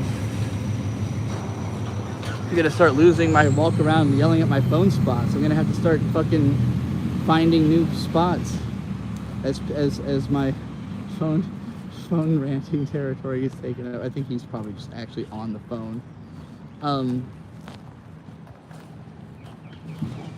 You understood nothing about that short? I mean, just simply two arrogant hunters showed up to a place they didn't belong, and in anticipation that it would somehow serve their desires, they just kept invading that space deeper and deeper, damaging it until it took vengeance. And the only thing that saved them is the fact that they're wild animals instinctively know how to deal with these situations, which was going to be the only reason they could have hunted in the first place. So it basically was just an extensive metaphor for the hunt itself, but making it feel more like showing you metaphorically what these people are really doing on, like, a personality level. You know, just showing you how terrible their personalities are, basically. That's what I think it was about anyway. But yeah, like, so when I think trying too hard, I don't think it's always a bad thing to try too hard, because sometimes, yeah, like I was saying, there really is just, like, a natural inclination that people have towards certain aspects of stories. Like, we have a certain expectation of what, like, an episode of a show is, and I think if you can meet that expectation, that does a lot more for most people than any kind of particular exceptionalism. It's like, can you rise to the level of what we're hoping for and then also go above that in some particular way, you know? Anyway, that's enough about that rant. I've got another $5 from Anton Town. Anton Town? I think that's how I say this. Oh wait, actually there's another one before that I almost missed. Hold on, let me scroll back and make sure I'm not missing a bunch of super chats here. They all started coming in at once. It's like everybody got on lunch right at 12 and started sending super chats. Critical Quality with $2 says, Mother's Basement gushes over Bang Braver in a vid. Okay, well, cool. So people have heard of it, or at least some people have heard of it. One thing I can always compliment Jeff for, he will find the most like hidden gem in a season and champion it. He's pretty good at sussing out like metal detector out on the beach for like what's gonna be the sleeper hit of a season. I don't know if this show's gonna be that, but it sound just what I saw in the article made me think, okay, Daryl Surratt's keyed into this show and he's telling me it's really gay and comparing it to Witch from Mercury. So I'm thinking this is probably a cult hit in development. You know, someone thought it was important enough to put it into this shitty fucking magazine that only I read. So maybe it's all worth it. I'll check it out. Anton Town with $5 says, explain good spoilers. Nobody I know agrees that they exist. I get so sick of modern media culture being so anti-spoiler, there's no critical thought. It's one of those things that people just kind of take for granted as obviously true because the logic seems flawless from a distance. Kind of like, so this really makes me think about when I had a public speaking class in college. I wrote a speech about why people should not watch the news.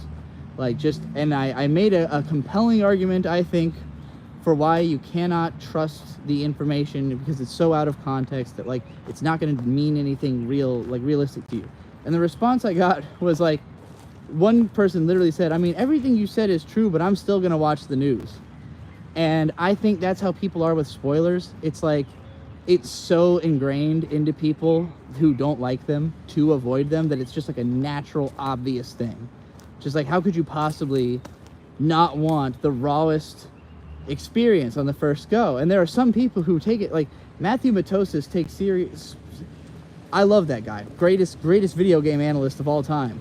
Takes spoilers so fucking seriously that he will literally leave the internet completely if he knows that a game that he is looking forward to is going to be talked about at all. Like, he won't watch any trailers, he won't listen to any pre-release speak, because he wants to have the most raw experience he possibly can with the art. And I just don't put a lot of value or stock in that. Like, I can think of a few times that, like, when I think of an anime or a time that, like, something in a story really hit me, Madoka Magica. And I was kind of halfway spoiled.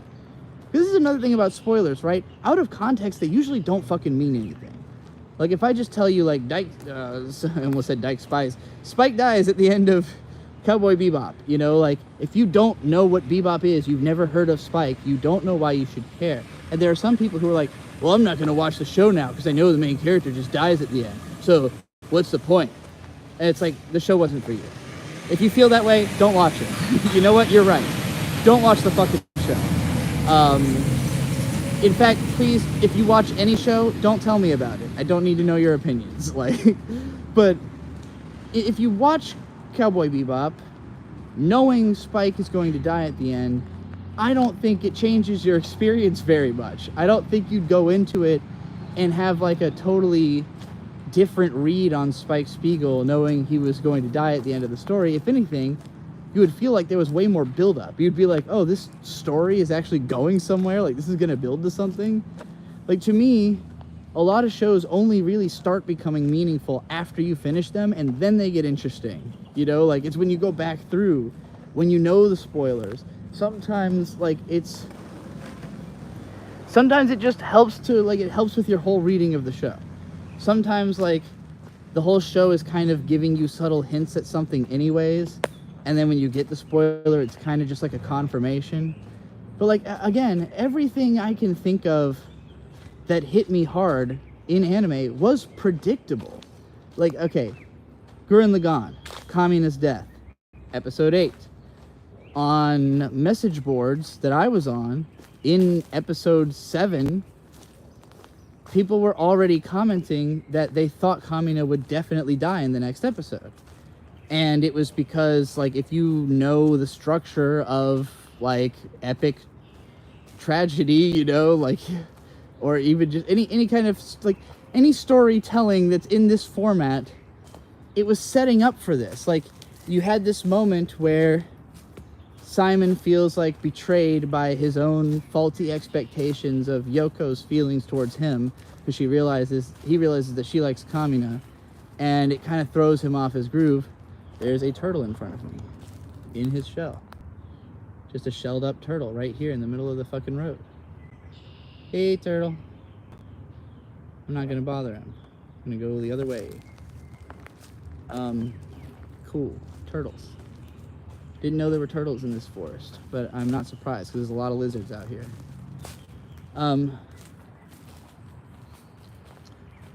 What the fuck was I talking about? That turtle totally distracted me. The turtle pulled me out of my... Oh yeah, spoilers. Yeah, like, there were people who had guessed that Kamina might die in episode 7, and I had even told my brother Victor this, and he was just like, nah, there's no way. You know, like, he just blew it off. Like, there's no way that's gonna happen. And then it happened, and he cried, and, you know, we were all upset and not sure if the show is still gonna be good, and, like, but, you know, we weren't spoiled, but, like, I felt like I already had in mind the possibility this could happen, and it didn't make it hit less. It was like, oh shit, our worst fears have been confirmed, you know? In the case of Madoka Magica, like, Mommy's death really took me by surprise, even though I had been spoiled explicitly that there was a character death in the episode. But I had just assumed, because I was so deep in the programming that Urobuchi had done, that the show was not going to be dark, that I just assumed it was like the boy, like the guy who Sayaka likes, who dies. So when I got to the end of the episode and Mommy dies, I was like, what the fuck? What? Like, literally had been spoiled, still was like so shook I had to like write a post just like, wow, I'm shook, you know? Like, it didn't spoil it, you know, it didn't ruin it. There are plenty of shows I have watched because of spoilers. Like, I saw a scene from later into the show and I went, what the fuck? Like, how does it get there? How does this story end up in that place? I need to know. And oftentimes it also, like, some stories are just frustrating. Like, not knowing what's going on is just frustrating. And it can be more, like, it can just be easier to sit through if I know the ending. Like, okay, at least I know this is going somewhere. Like, how do I trust that it's actually going somewhere until it gets there? You know, like, if a story is like annoyingly withholding information, and then when it finally gives out the information, that information sucks. Oh, so many shows, and like people get so hyped for that shit, like Erased. It's like there's no content other than, ooh, something's going on, and then like once you find out what's going on, it sucks, you know, and you're like, oh, this wasn't interesting at all. Like, if you had been spoiled from the start, you never would have been interested in the story. You, like, retroactively going back through it, knowing that it's not building to anything interesting, makes everything before it, like, anything that could have been intriguing now is doubly shit, you know? So, yeah, I don't know. I think spoilers, if anything, can protect you. They can make you, you know, if you spoil yourself before you watch the thing, you know what you're getting yourself into. To me, I don't know, I guess I'm not that much of like I'm not in general a big time thrill seeker, but in particular, that's not something I'm coming to media for. Like, I'm not coming to it to feel like a roller coaster ride emotionally or whatever. Like, I can see how some people, like, they're looking, my mom has sometimes come out of movies complaining that they didn't make her cry. Like, if her expectation of the movie was that it would make her cry and it doesn't, she'll be like, didn't even cry, you know? Or like if she goes to see a scary movie and there's not like a significantly gory death as to make her feel like, you know, oh fuck, I'm never gonna forget seeing that shit, then she's just like, I don't know, it was unmemorable. Like, so like for a lot of people, I do think it is about the like physical experience of feeling the shifts in the story, you know, of like feeling the literal gut punch of, oh shit, that character dies, and like that, you know. For me, I've used Game of Thrones as an example a lot of times where like I didn't want to watch that show because I had heard, all I'd heard about is like, yeah, any character you like, they're gonna die. Like, you know, whatever you think is cool about this show, it's gonna go away. But then I saw the red wedding, I saw the scene, and I thought the scene was awesome, and it made me think, well, okay, like if I already know that everybody's gonna die, then it becomes that the show is about like figuring out why they're gonna die. You know, like it becomes watching how things got here. And I ended up watching the first 3 seasons and really enjoying them. Then I watched season 4, and I didn't know that Oberyn was gonna die, and it happened in such a gratuitous and fucked up way that it made me really upset, and I stopped watching the show. I watched the season finale, the episode after that, which had like a pretty satisfying ending, but overall my feeling was like, that didn't feel good. It didn't feel necessary. It kind of just made me upset at the showrunners, because I found out they had put even more focus on this character than there was in the book, just to like really make it hurt when he dies. And I was just like, oh, I don't know, I don't really want, I'm not coming to media to be emotionally manipulated and like hurt, you know, like that's just not what the intrigue is for me. I'm here to gain, to learn something, to you know. So I guess if you're somebody who thinks that the information part of media is the interest, you're more likely to want spoilers. Bird, he literally almost never will consume a story without spoiling it for himself first. And that's also partly because he doesn't want to have to like pay attention to every single fucking detail of what's going on to piece together what's happening. If you just know what's going on and then you watch it, you don't have to necessarily give it that kind of like, you know, ridiculous attention or like piecing it together like a detective. You're kind of just, all right, well, other viewers did that. I will take the work they've done to understand this, and I will watch it with that understanding, you know? So,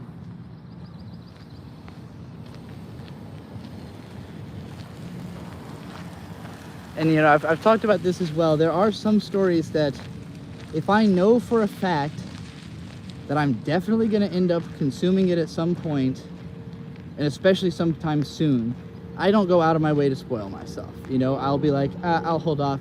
And these days, even like if I know I'm going to watch a movie, I don't even watch reviews of it, because I'll just get mad at the reviews. Like, I'll spend too much time during the movie thinking about the review and whether or not I disagree with it.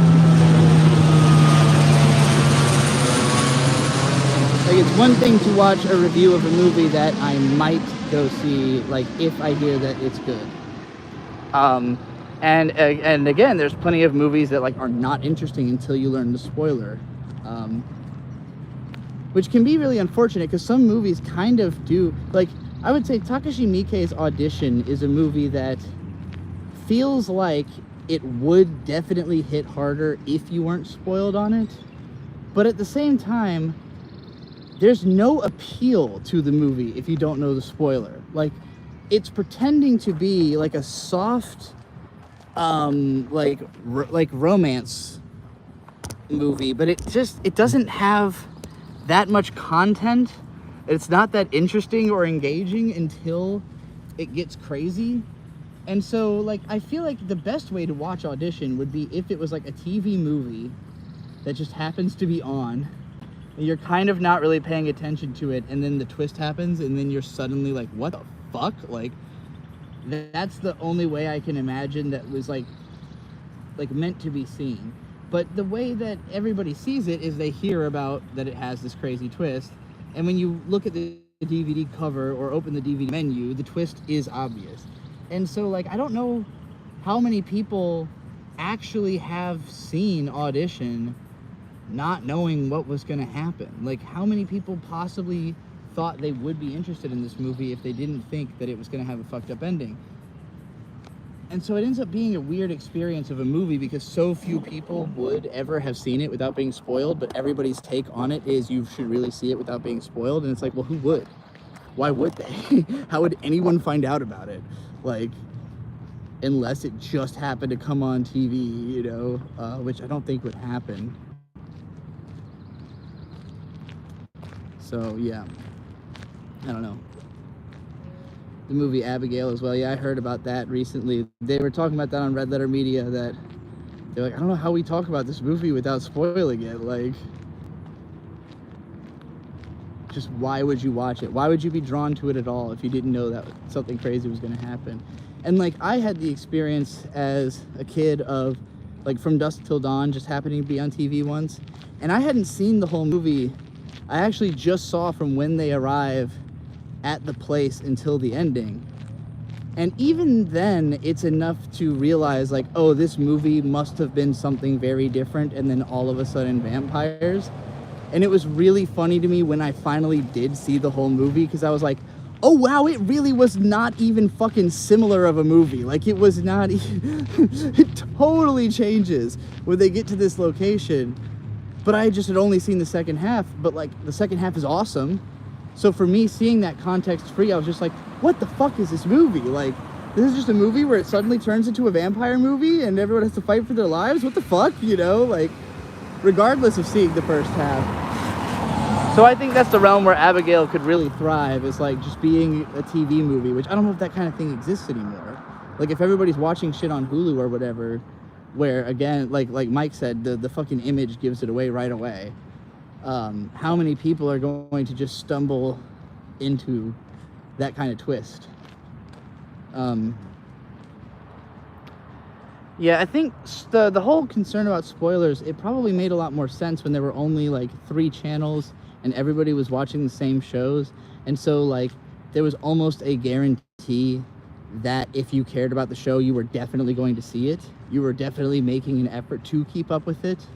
And so like, you know, I'd really like to know when spoilers became like such a big part of discourse, because for most of TV history, it was really difficult to even see a show unless you caught it on the initial broadcast. Like, if you missed the initial broadcast, were people really going to be sympathetic to you about like having to wait? Like, oh, I haven't seen the reruns yet, so don't spoil me. Like, I don't think people were going to be sympathetic to that. You know, I don't know when we developed this culture of, oh, I'm allowed to take my time watching the show. You know, I'm allowed to be behind and still a part of the conversation. And I like that that's getting mocked a lot more, where like, especially with manga readers, like everyone has the ability to have like a notification on their phone that tells them when the thing comes out. You know, maybe you work through part of the day, but don't fucking look at Twitter before you read the manga if you know it comes out on Tuesday. You know, like, get off work, read it immediately, and then you can participate in discourse on the internet. But like, to act like, oh, you also, I read spoilers before I could get to the chapter. Like, why'd you get on Twitter before you read the chapter that you know comes out today? You know, like, that is just...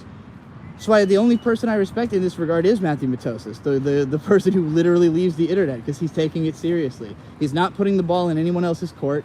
He's not being a spoiler crybaby. He's taking responsibility and leaving the internet so he doesn't get spoiled. If you're not willing to do that, I don't see why I have to be the one to, you know, make sure that you never get spoiled for anything you're behind on culturally for all time. Again, most of which isn't interesting in the first place until you're spoiled for it.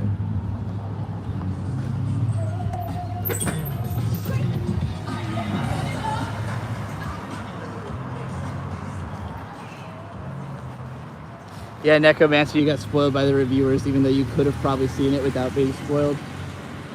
That's another part of it too. It is unfortunate that people will literally complain about the spoil and spoil, because they just assume that everyone has the same perspective. Like, oh, well, I got spoiled, so that means everyone must have been spoiled, you know? And it's like, well, you shouldn't assume that. If you yourself care about spoilers, you should not be spreading the spoiler just because you got spoiled.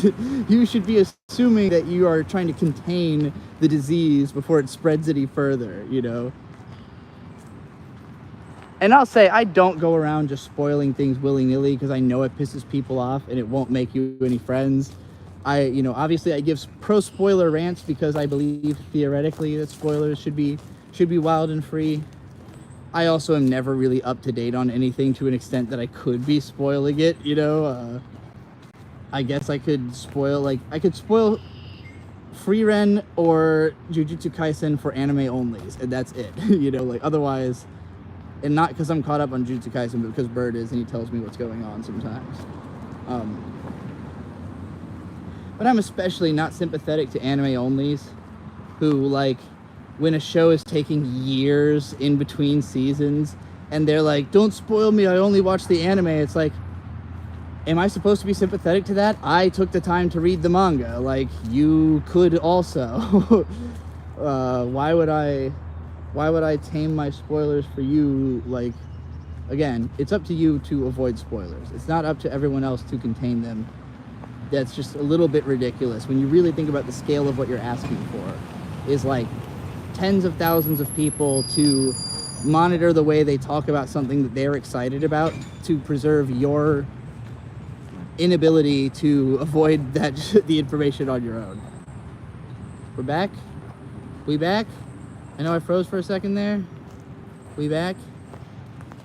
No, I can't say your name unless you pay me. All right, I'll say your name. Dorian. Congratulations. Happy Pride. All right, Critical Quality with $5 said, I used to avoid spoilers all the time. Now I actively seek out Jujutsu Kaisen leaks because I don't want to be spoiled on it after Gojo. Yeah, and that's another thing. Like, sometimes you can get the same emotional response from learning the spoiler that you would have from reading the story. Like, I could see why some people might be upset that they got the information somewhere else, you know? My mom was pretty upset that she learned that I was trans through Twitter instead of me just telling her beforehand. It's kind of like a spoiler, you know? I could see that. I get it. If you're like, uh-oh, now I'm all emotional about this thing in a context I wasn't expecting to get all emotional about this thing. But again, if you really care, you do kind of got to be on top of it, you know? Somebody who cares more than you is just more on top of it than you are. And I don't see why they should have to kowtow to your less on top of itness, you know? Sometimes you just, I mean, if your life prevents you from, like, if you're like, oh, but my job, it's like, okay, well, that just means you put your job over anime, and not everyone does that. I certainly don't think people who've given up every other aspect of being a human being in order to read manga when it comes out, I certainly don't think those people are going to cradle. I gotta get away from this loud ass fucking music. I don't know why this guy showed up and just started open door blasting tunes at max volume, but I don't want the copyright. I don't want the copyright strikes. I gotta get away from that. This is the way that they're gonna get rid of YouTubers in the field. Like, when people don't want streamers around, this is the best way to get rid of them. It's just play licensed music and they'll scurry off.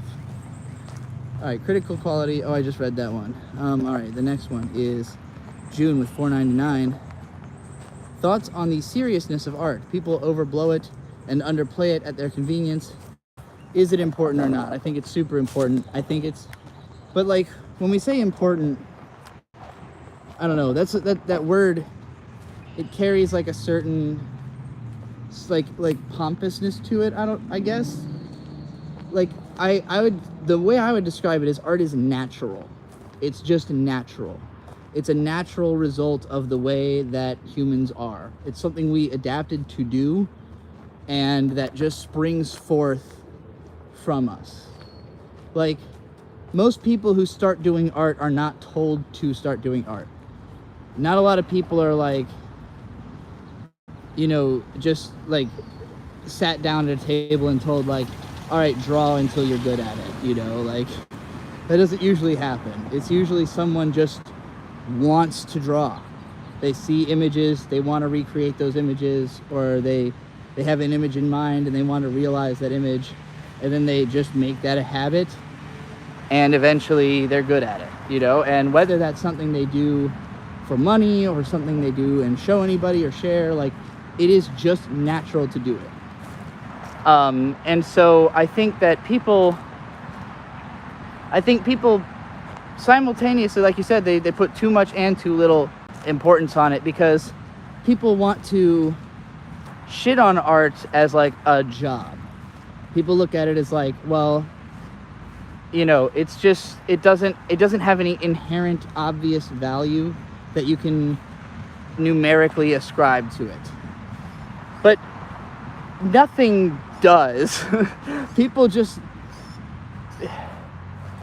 have used calculations to determine that, like, you know, milk makes sense to sell at a certain cost, but there is nothing like innately valuable about milk. We could all decide we don't like milk tomorrow and the milk industry crashes, you know, like there's nothing innate about any part of this whole system, about any job. It's all stuff we created. It's all stuff that sprung out of humans just fulfilling needs that exist in the world. People see you drawing and they like your drawings and they ask you to keep drawing. You say, I can't because I have to do other things. They say, I will pay you to not do those other things if you keep drawing. And that's how the arts works. My career exists because you literally are all paying me to not do something else. I stream all day because I get paid so much when I'm doing my live streams that I literally can't use my time better. Like, there's nothing I've been able to come up with. I've never heard of a job that I'm qualified for that pays better. I've never done anything with my time that makes as much money. So I look at it and I'm like, okay, the world is asking me to do this. It's not that I'm deciding art is valuable or it's that people hear what I have to say and they say, I need you to keep saying that shit. You know, I'll do whatever it takes to keep you if you keep saying that shit, you know, I'll help you out. That's where art as a career springs from. It's not people like, I mean, a lot of the time it does start with somebody thinking like, well, I don't want to work a 9 to 5. I want to do something cool and creative. But like, for it to succeed, it has to spring from other people also wanting you to do that. It has to spring from other people saying, you don't belong at this 9 to 5. You don't belong you don't belong doing this normal stuff. You belong doing the thing that we will literally pay you to do, you know? And so that's where I think that art as a job has value, but that's also where it's the least important. Like the fact that people will trade commodity for art is only important in the sense that it allows artists to continue doing it, you know? And like the better funded an artist is, generally the more freedom they have to kind of do whatever they want, whatever comes into their mind. But like, how much money the art makes is not how important it is. It's really just how naturally it flows through people. It's that like, I might say a sentence like, Jeremy the Quartering's forehead looks like a cum target. And like, a few people start saying it because they think it sounds funny. They find a context where like somebody else brings up Jeremy the Quartering to them. And they're like, oh yeah, that guy's forehead's like a cum target. And then the other person's like, what the fuck? Where'd you hear that? Oh, Trixie the Golden Witch always says it on her stream. And then like, eventually, everyone's saying it, you know? And like, that's where art is actually important, is the effect. It's not that you can have it as a career or that it's like fun to do. It's that it's effective. You put out the message about Jeremy's cum target forehead, and eventually it becomes reality. It becomes indelible fact. It's like the way that a thing is regarded, you know? Definitions basically take form when you say them enough times. Like if I keep pointing at a tree and saying that's a tree, eventually, you know, someone else might be like, no, that's a log. And I'm like, no, it's a tree. And as long as they know what I'm talking about when I say tree, that's all that really matters. But when it comes time for the two of us to explain to a third person what that thing is, and I say it's a tree and you say it's a log, and they say, which one is it?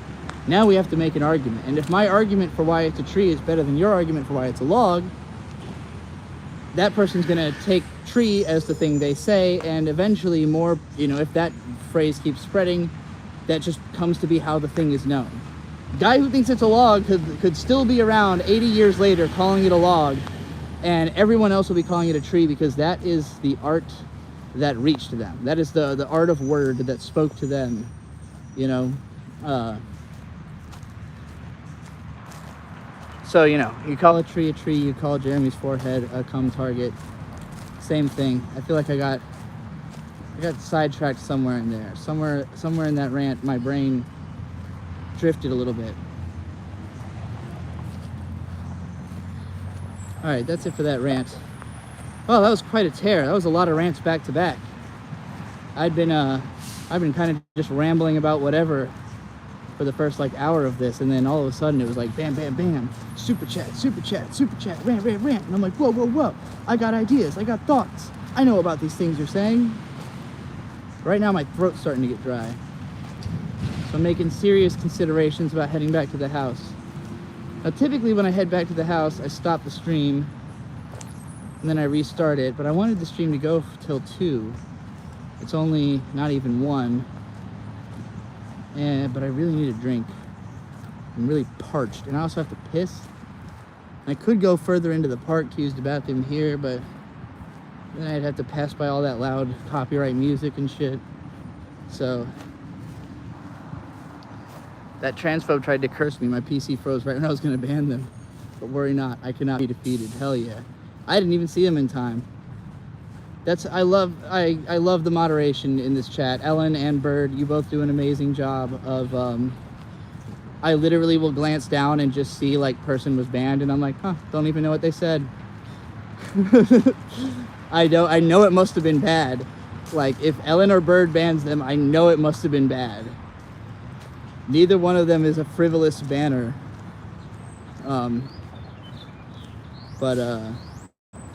Yeah, transphobes, they really don't last very long in here. Again, I mean, to return to the subject of this stream, my trolls need better tactics. They need to understand. Like, they come in here and they'll do the transphobe thing, and then they'll get banned, and then they'll be like, you ban everybody who talks shit about you. And I'm like, no, I ban all the transphobes because YouTube literally tells you to. And it's not just me. It's not because I'm trans. Like, you're not allowed to leave those comments up on your videos. You're not allowed to leave up offensive comments. You're not allowed to leave up transphobic or racist or, you know, whatever groupist. YouTube literally wants you to take that stuff down because you can lose monetization. You can lose advertisers based on your comments, based on what is said in the comments. Now, I lose monetization all the time because of shit I say myself. But I'm not gonna let some dumb asshole show up in here and affect my channel's growth because they want to troll. Like, I'm not gonna preserve that. You're obviously getting banned. You can be a troll and survive in the chat. You just can't be transphobic. That shouldn't be that difficult of a tax on your creativity. It shouldn't be that hard to come up with a way to be mean without having to be transphobic about it. It really shouldn't be difficult. You could even make it clear that you hate trans people or hate me for being trans subtly. You just can't be transphobic outright. You will get banned. It just won't do anything. It's ineffective as a troll. And the concern trolling as well. Like, again, those people don't understand. I already went on a lot about the concern trolls earlier, but like, they just don't understand that like even the people really close to me are constantly resisting the way that I am, and I just don't care. Like, my dad has been begging me my whole career to be less edgy because he thinks I'd make more money. He doesn't understand that I don't want more money as much as I want to be edgy. Flat out, I just want to be edgy more. I think it's possible for me to make good money while being edgy. And I'm out to prove it through this live stream show. But it's certainly not an argument you're gonna make with me that you think you're gonna do better than my dad, who's been arguing this for a decade. You know, you're not going to out-convince me when my mom couldn't convince me that maybe it wasn't a good idea to make a death threats about people. And I pulled back on that. I went, you know what, Mom? If you're concerned about it, I'll pull back. My mom, it takes a lot to make my mom worried about what I'm doing. My mom's kind of, she can be a little bit of a concern troll, but only about things that affect her directly. She'll be concerned about me doing something because she thinks it's gonna cost her money or something, you know? But she's not worried that I'm gonna piss off my fans or whatever.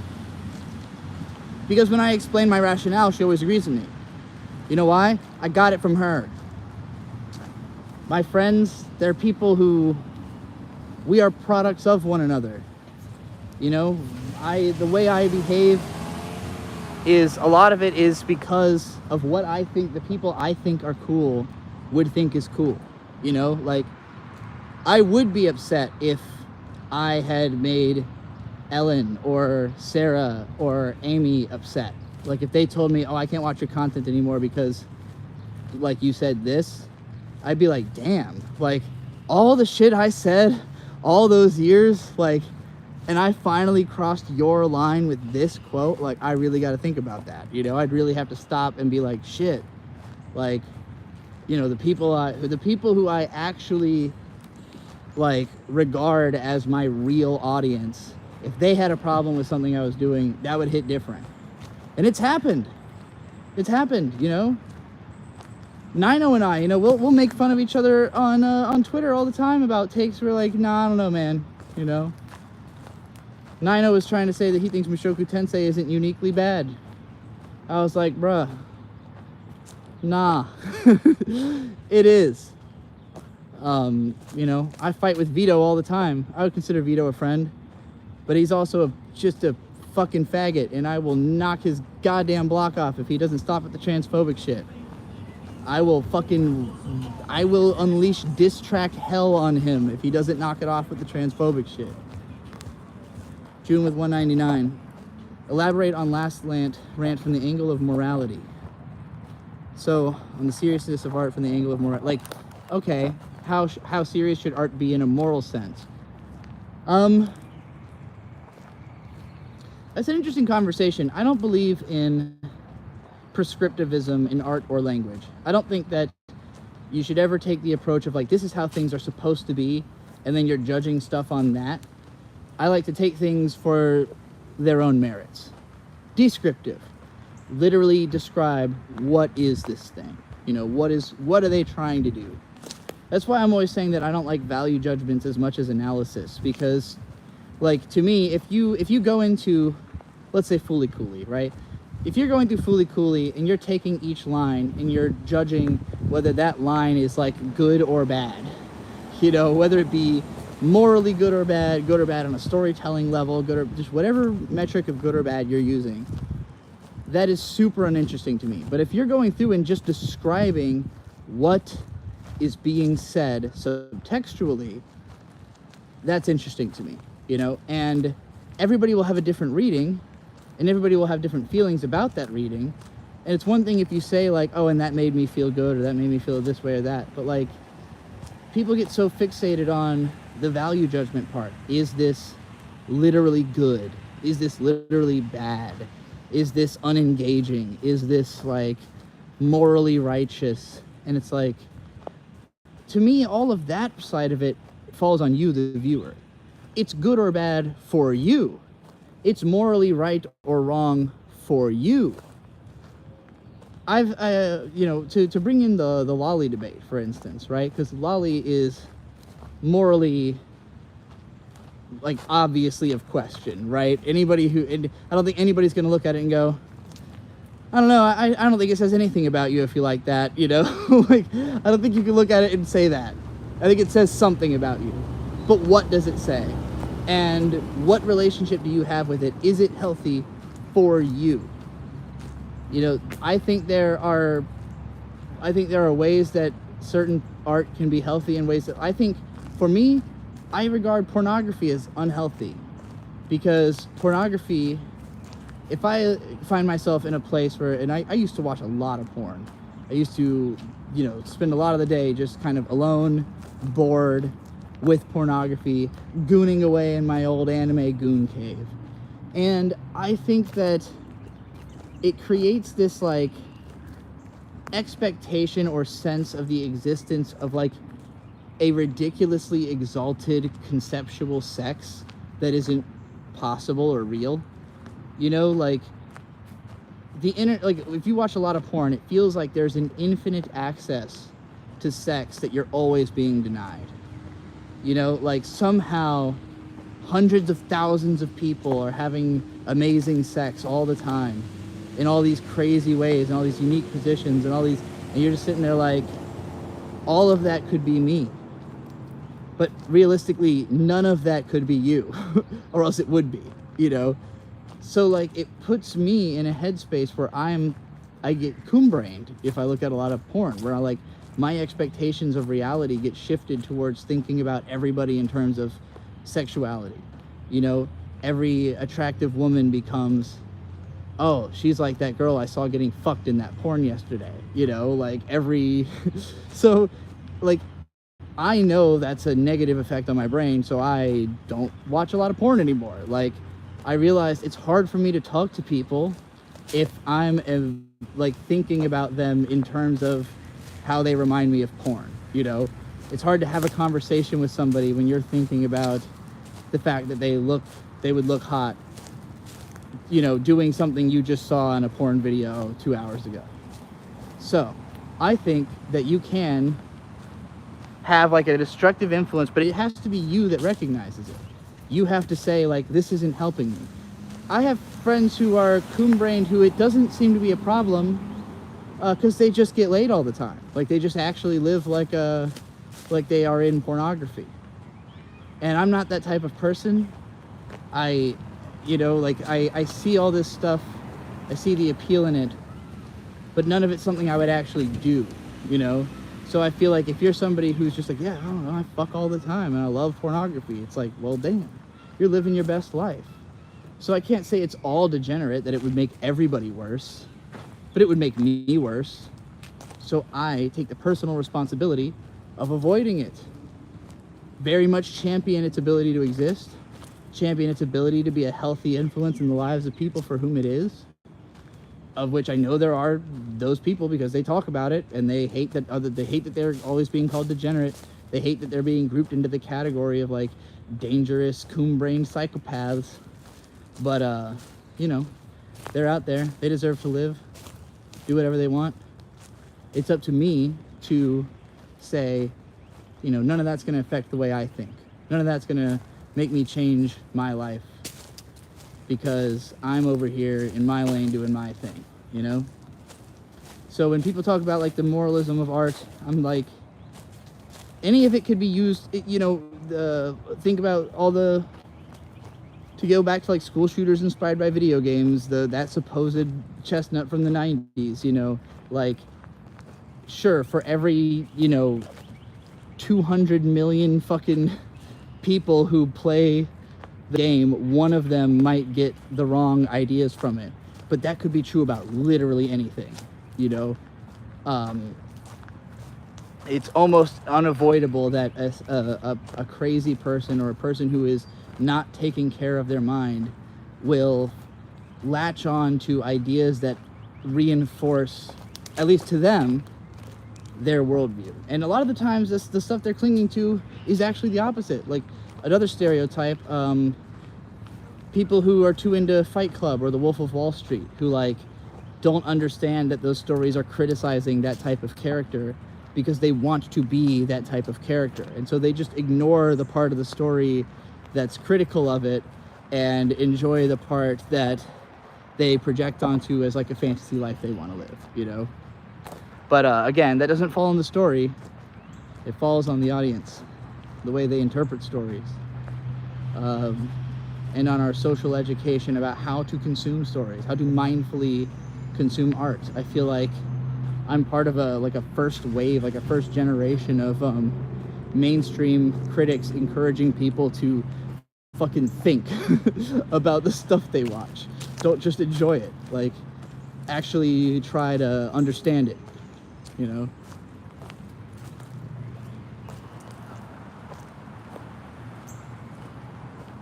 Media literacy should be taught in classes. It is, just not well. But it's because there's so few people who understand it. And this is the kind of thing where I think there'll be a natural evolution generationally where like my generation is the first one where like even psychology is a normalized concept. Like the idea that maybe everyone needs therapy basically started with millennials. And like you see a ton of it in our advertising, right? Where like everything advertised to millennials is about mental health. It's all about keeping your mental health in check. And people are calling it a mental health crisis or a mental health epidemic. It's the opposite. It's a mental health healing. This is what the healing process looks like, is admitting you have a problem and then starting to work on it.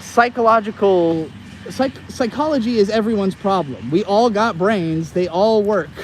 You know, like, if you can't figure out how they work, you might be fucked. Like, if you can't figure out how to use your brain in a way that services you, you're just gonna always have problems. And there are people out there to help, you know, and there's information that can help. And I don't think most people were willing to even acknowledge the need for help until, in this category, until recently, you know, that we even are willing to say, like, no, your psychology does matter. You should be paying attention to it.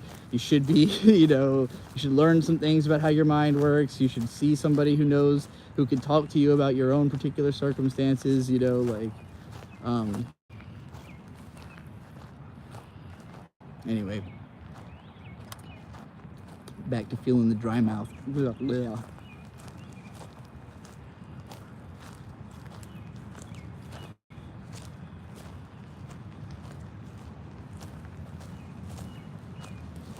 It's true. People do get hung up in not wanting to admit that media has any effect on them whatsoever. Which I really hate. I think everyone should always be analyzing the effect it has on you. If playing video games does make you feel more violent, you should analyze that, you know? Some people, I mean, mostly these people have a violent tendency in them that video game is giving them an excuse to bring out, you know? My parents were afraid to let me play video games until I was like 6, because my eldest cousin, who eventually was the one that got us into games, was so incredibly violent with his video games that, like, he had broken like 7 PlayStations from smashing them. He would scream, he would curse, he would break controllers all the time. He was just an absolute menace, and he was into video games. But he was also just always like that. He was just a bad kid. He did bad things. You know, like, he ultimately did like much worse things than break the video games during his childhood. You know, eventually he became a sniper in the military. Eventually he like literally killed people for the US government. So, like, I don't think video games did that to him. I think he was just that type of person, and video games were an attractive outlet to that, you know, to that behavior, but so were many other things, you know? And that's just the type of person that he is. Whereas, like, for me, when I finally got into video games, it's because he was playing Diddy Kong Racing at my house, a game that looks like Winnie the Pooh. And so, like, my getting into video games is fucking that and Pokemon, like the softest, cuddliest. You know, I never got so mad I fucking broke my Game Boy. The worst thing that happened to me is I would often drop the thing and the batteries would come out and I'd lose my save, and I'd just kind of cry and dissociate about it, you know? Never really got violent about a video game. And again, all the friends I've had who do get violent about video games are just incredibly angry people in general. Anton Town with $5 says, how do you think trauma influences one's relationship to art and media? I feel most basement dwellers had some sort of rough childhood. Almost definitely. I mean, so this gets into something that if I had to describe what is the most difficult thing for me about doing analysis as a job, is that it's pretty literally, the job is saying the quiet part out loud. Because when it comes to media, there's on some level the abstraction of, like, the artist themselves doesn't entirely know what they're doing, right? Like, they're just kind of bringing stuff out of their consciousness, and sometimes they don't necessarily know what it means, or they might only know what it means after seeing it, you know? Or they'll never figure out what it means or what it even implies about them. And then there's, like, the level of literally deliberately hiding, where, like, you know, maybe somebody who's in the closet is writing a gay story because they are in the closet, you know, or like the implications of it are coded in a way But if you reveal those codes, you're now revealing that person in a way that they were trying to hide. So like analysis innately involves some level of like emotional auditing. Like you're taking the people to task for thinking the way they do and feeling the things they feel, and putting that in front of us and trying to affect other people with it, you know. And most of the time art comes from the shit that people don't want to talk about. Like, it's the fact that you can't talk about it that causes you to make art out of it, you know. Like, you, especially if it's something like, because a lot of people are dealing with really difficult shit, right? Like, consider how many people have been molested by a family member. And apologies if this triggers anything for you hearing this, but like, a lot of fucking people. And that's one of the hardest things to talk about, because you're gonna fuck up your family situation. You might not completely understand your own feelings.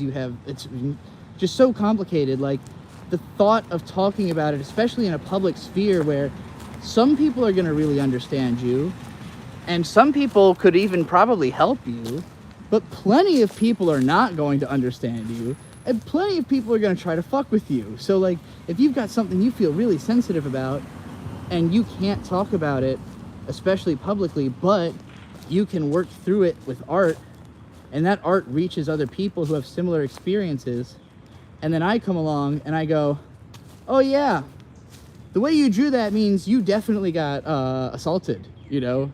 Then like, it feels just very, that feels very untactful, you know, like.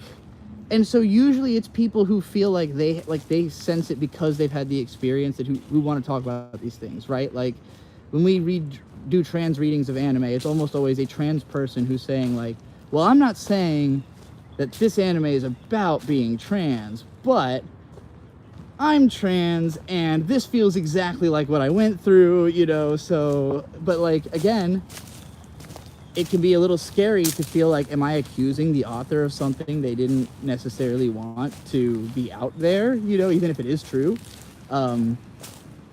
So yeah, that's the hardest thing about this whole job, is all the saying the quiet part out loud.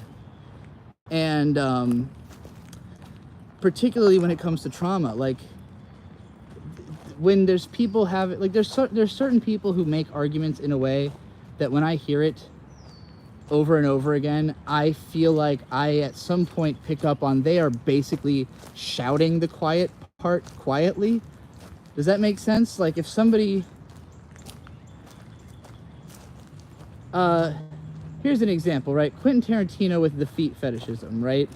Like, there's not like a movie where he says, I've got a foot fetish, guys, but like, it comes up noticeably.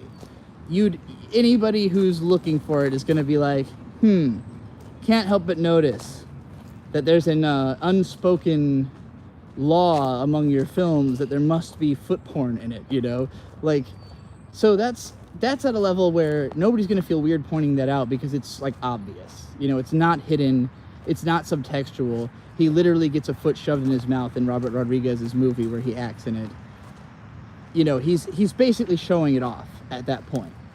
So I think there's stuff like that, you know, Witch from Mercury, right? Like, that's an example of, yeah, they never outright say it's gay, but like, none of it makes sense unless you view it through that lens, you know? So it's like, okay, the quiet part is just being screamed, but it has to be kept quiet for some kind of social reason, you know? Like, Bandai doesn't think they're going to make enough money if they make it all gay, I guess. So they can't quite, they have to have plausible deniability that it's not totally gay, you know? And so I think there's a lot of artists who do that, who take the route of like, yeah, obviously my past was fucked, but Edmund McMillan, this would be a good example, right? Like, he's never just said exactly what his childhood was like, but he made The Binding of Isaac, you know? And he's like, yeah, this is about what it was like to grow up as like in like a Christian conservative, like ruthlessly strict household. And like, you play the game and you're like, okay, there's no way you literally were like in a shit and rat filled undercarriage of the house. Like, you know, like this, it couldn't have been like this, but metaphorically, I get it, you know? And when you go to that level, it almost subverts the need to say the quiet part, because it makes you seem so disturbed that like whatever actually is the background couldn't it's like, okay, well, you might tell me that your mom literally like beat you every day, and I'll be like, that's really harrowing and dark, but like then I play Binding of Isaac and it's like, yeah, you would have to have had that happen to you to even get a fraction of this angry at your mom. Like, to make a game this angry at a mother figure, it would be impossible without like an obvious like shit upbringing. So I do think a lot of the time, like when we're talking about extreme media stuff that's really in your face, my content, like people look at my content and I think you'd have a hard time looking at me and be like, oh, I'm sure that she had a really happy childhood, like, and I don't even think mine is as harrowing as a lot of people's, because I didn't get like beat, I never had like physical violence. I like, there's a little bit of physical bullying here and there, all of which I can remember, but none of it ever raised to a level of like, like me being injured.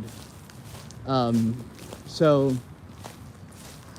I guess I look at it like, it was only so bad. But again, I take that darkness and I raise it to a level of like such epic proportions that it makes it seem like, it seems obvious. Like I said, it doesn't seem like something I'm trying to hide, especially as I'm literally talking about it. But I do see that in a lot of art. I see a lot of stuff that makes me think I should probably avoid saying what I really think about this. Other times that can also be like a bludgeon you can use against your enemies. If you really don't like someone and you think that they are either hiding their underlying point or simply don't even understand it. Like when I insist that Jeremy the Quartering like is obviously gay, I don't know if he thinks that's true. I think he must know it's true, but I don't think he thinks it's true. Like deep down he knows he's gay, which is why he can so casually roll off the tongue things like that clip I posted on Twitter that we found on stream last night, where he's like, it's cool, I mean, if I ever wanted to go gay, there's a long line of men just waiting for me. And it's like, that's clearly something you think about. That's clearly on your mind. You really just rattled that off like it was a commonplace thought, how many men you could fuck if you wanted to. Seems like it's on your mind, so that's somebody where it's like, okay, he knows he's gay, but he doesn't think he's gay, or at least he doesn't think he can say he's gay. And I ordinarily would look at that and I would think it would be mean for me to be like accusing someone of being gay, regardless of how obvious it is. But it's also Jeremy the Quartering who's going around like being transphobic and being like an open bigot and being racist. So it's like, well, okay, am I supposed to respect this person's privacy? Like, am I supposed to not say their quiet parts out loud when actually I would gladly ruin their life, for the things they've done? So I don't know. That's always I guess I take it really case by case. I look at a situation and I go, does this spot need to be blown up?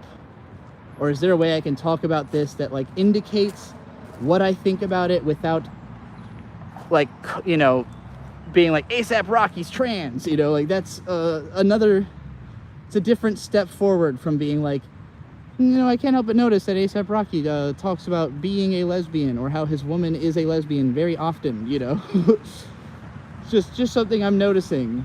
Seems like a quiet part that he's kind of saying out loud, but not really,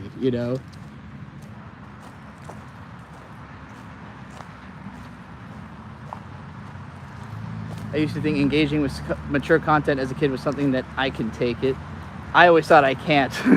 My take was always, if I see that something is mature, I'm like, uh-oh, it's too much for me.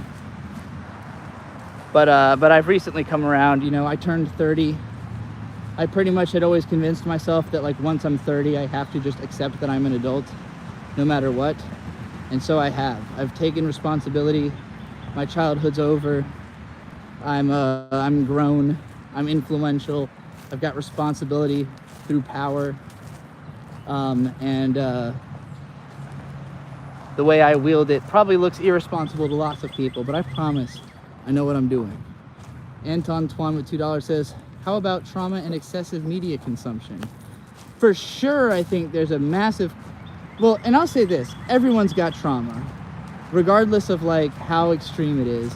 Everyone has trauma, and trauma springs eternal, you know, like physical or mental, right? Like say you bang your fucking finger in a car door on your way home from work, like you're never going to forget that.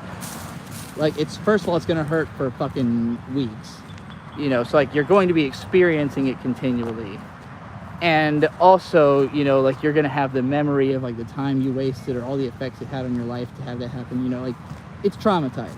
Maybe not on a totalizing level that affects everything in your life from now on, but you'll probably be a little bit carefuler with car doors after that, you know? So like, I think that on some level, media consumption is just trauma processing. Like it's trying to, it is self-therapy, basically. Like consuming media is self-therapy in the same way that getting drunk or doing drugs is, which is to say, kind of dangerous and not necessarily the best way to do it, but hey, nobody can afford to have a therapist literally on call all the time to, you know, help you through your emotions all the time.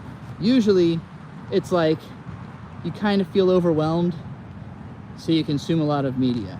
And if you feel overwhelmed really easily, that's kind of where I fall in. I am easily overwhelmed. I'm kind of, I think I'm fairly smart, but I'm kind of slow. Like it takes me a second to process things. I have to like, sometimes I have to read something twice to understand it. Sometimes I can't understand a person's voice until I've caught on to the frequency. Like it just sounds like blah, blah, blah, until I start deliberately listening to it. So there's reasons that it's hard for me to always keep up with everything going on, you know? And so if I start to feel overwhelmed and like I can't process all of this, I just kind of go somewhere else in my mind, you know? And if you don't have anywhere to go in your mind, or where you're going sucks, media can be a great alternative to that, you know? Like, all right, well, my thoughts suck, reality sucks, let's see what's happening in K-On!, you know? And then you kind of disappear into that and let that take over your thoughts. And then, you know, you'll kind of forget about the other stuff, the other things you were worried about because you're too busy thinking about K-On! Now, you know? I like to think that probably my content gets people thinking about shit other than whatever they were thinking about before.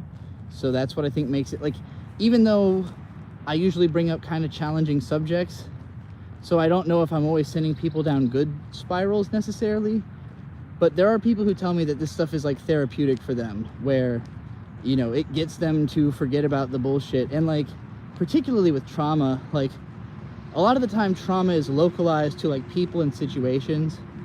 And so like, I have a much easier time living with my parents now that I've started doing this live stream show for a few reasons. I've been living with them for like 5 months now. We moved in like mid-January. So at first it was kind of miserable because I was of the mindset that we were trying to get out of there as quickly as possible. And I was really hoping that would happen in like a month or two, but it was immediately apparent that it wasn't going to be a month or two. Like, oh, we really don't have the money to afford anything around here. Oh, money's coming in really slow. It's taking a while to get things to pick up. So like, I was just kind of like sad about the fact that I'm stuck here in a house that, like, I love my parents, but I don't really want to spend time around them. We don't like doing much of the same things except for smoking weed. You know, me and my mom will sit in the garage and smoke weed together all day. And I can kind of explain to her some of the stuff that's happening on the internet sometimes, but not really. You know, usually she's more worried about whatever's going on with her. So like, I kind of forgot what I was talking about. Excessive media consumption, yeah. Like when I first moved in, it was like, what can I even really do other than like consume or generate media, because they didn't have any money to do anything else.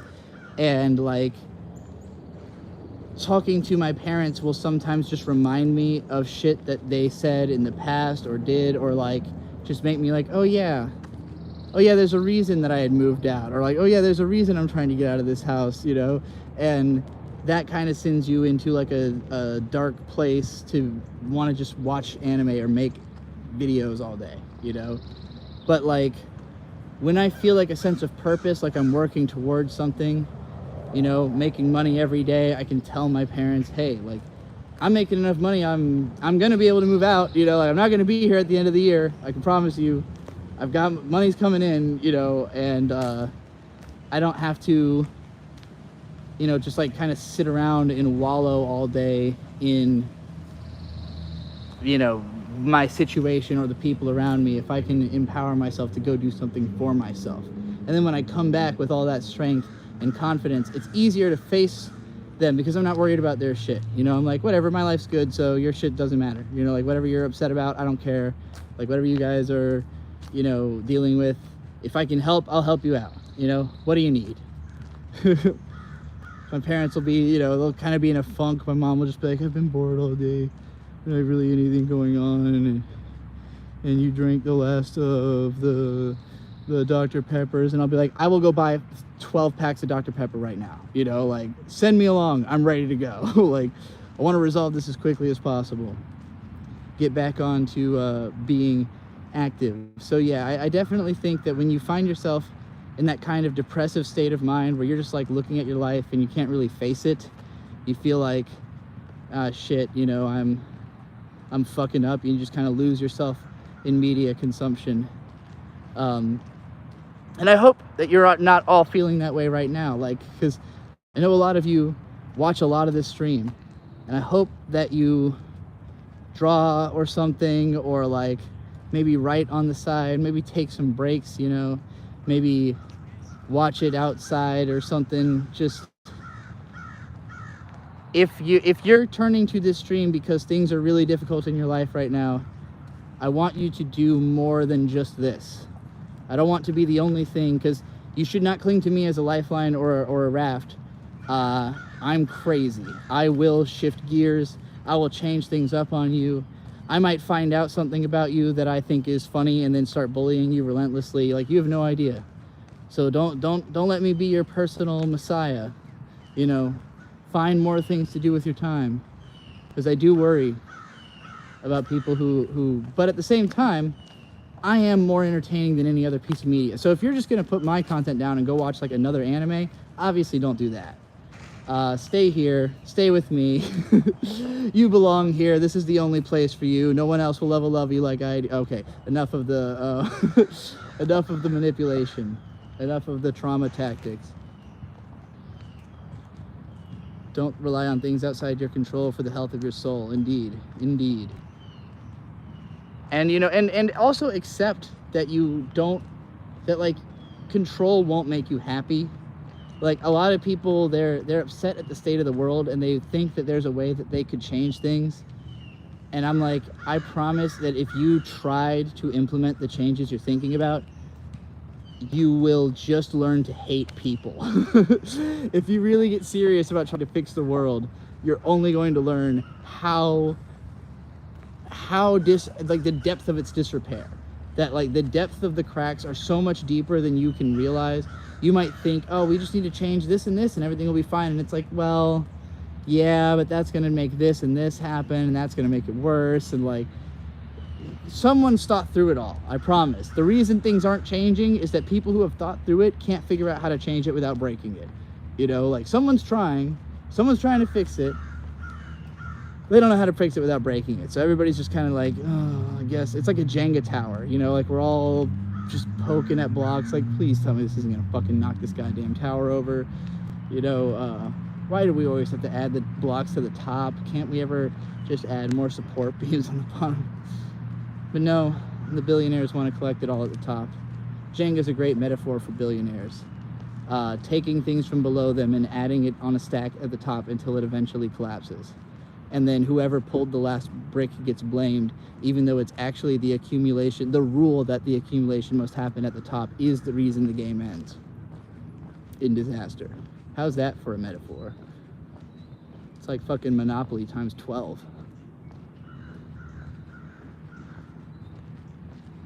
I actually made up a song about this, how if you have no influence, literally only worry about yourself. I think everybody has some influence, but it's just a matter of like, you know, worry. I think it's worth worrying about the way you interact with other people and whether you're affecting them positively or negatively. Like, if you think that the way that you talk to somebody makes them feel worse or makes them talk to other people worse, you know, then like, I like to think that I help to empower people to be less mean to themselves. Like, that's what I think is, if I had to say, like, my biggest op is myself by far. The reason I'm trying to help my trolls get better is because I'm literally trolling myself that hard. Like, I'm on such a level of self-denial and self-trolling that I am literally trying to make my trolls more powerful so I can figure out what my real problems are. You know, like, you guys aren't getting to, you guys are on the surface. Like, figure out what's really wrong with me. Then we can start having a conversation, you know? Like, so I just want people, I want people to have fun with it, you know? Enjoy. I have an album called Learning to Love to Hate Yourself. And like, I wrote that in a very dark period. But I do like I like it. I like the album. It is literally me enjoying my self-hate, you know? Like, maybe this aspect of who I am sucks, but at least I can have some kind of fun with it by turning it into a song that I can listen to and enjoy, you know? So, yeah, that's what I want to give to people. Like, hey, I don't care if you think that you suck. We all suck. Just don't hold it against yourself before you hold it against people who suck worse. Like, there's people who suck so much more than you. Don't be mad at yourself for the little bit of suck you do. Find somebody who you know sucks way worse and just pour all of that anger into them. Like Jeremy the Quartering, you know? All of my self-hate, I can just pour into Jeremy the Quartering and go, you're so much like me, but worse in all the key ways, you know?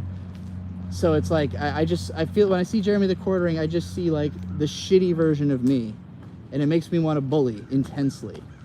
It's like, oh man, I know exactly what's wrong with you, you know, because I see it. It's the same thing wrong with me, but I'm doing something about it and you're not acknowledging it. So it makes me, oh, I gotta come at you, you know. It doesn't seem healthy, but cope is cope. Yeah, that's how I mean, I don't think there is everybody's got what works for them, you know. It probably doesn't work for most people, but whatever works for you, do that. Don't let people tell you that your coping mechanisms are toxic, because probably it just means they're being negatively affected by it. You know, they'll be like, oh, I don't know. What about my bottom line? And I'm like, I don't care.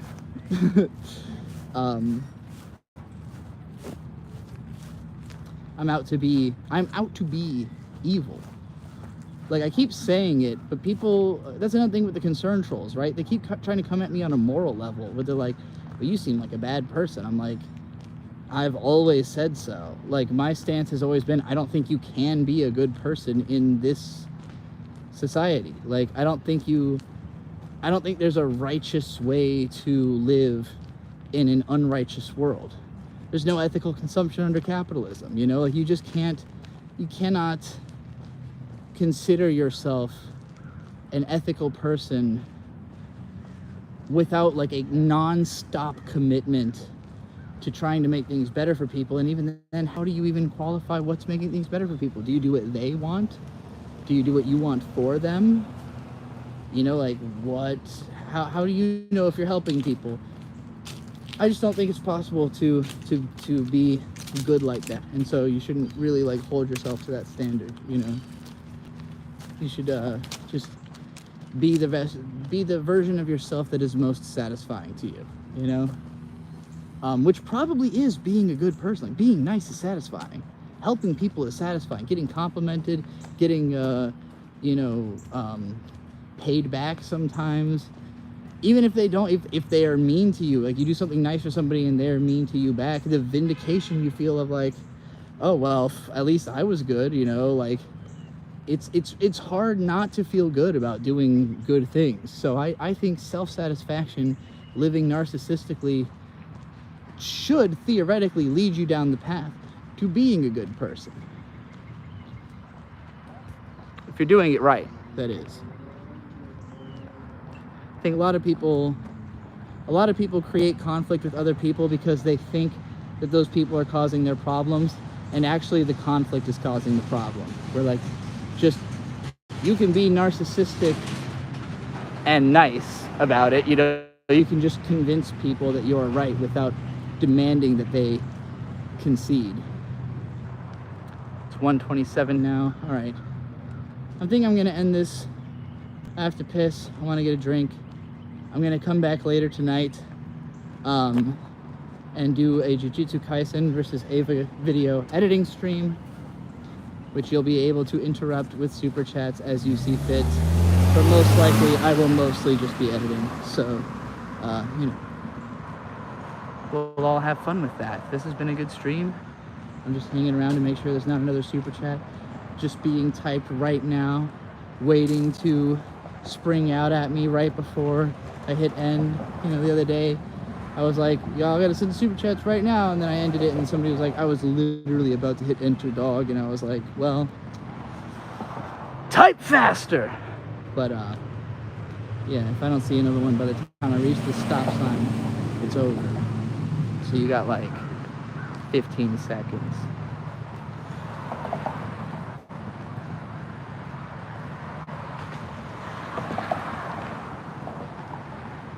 All right, everybody. I will see you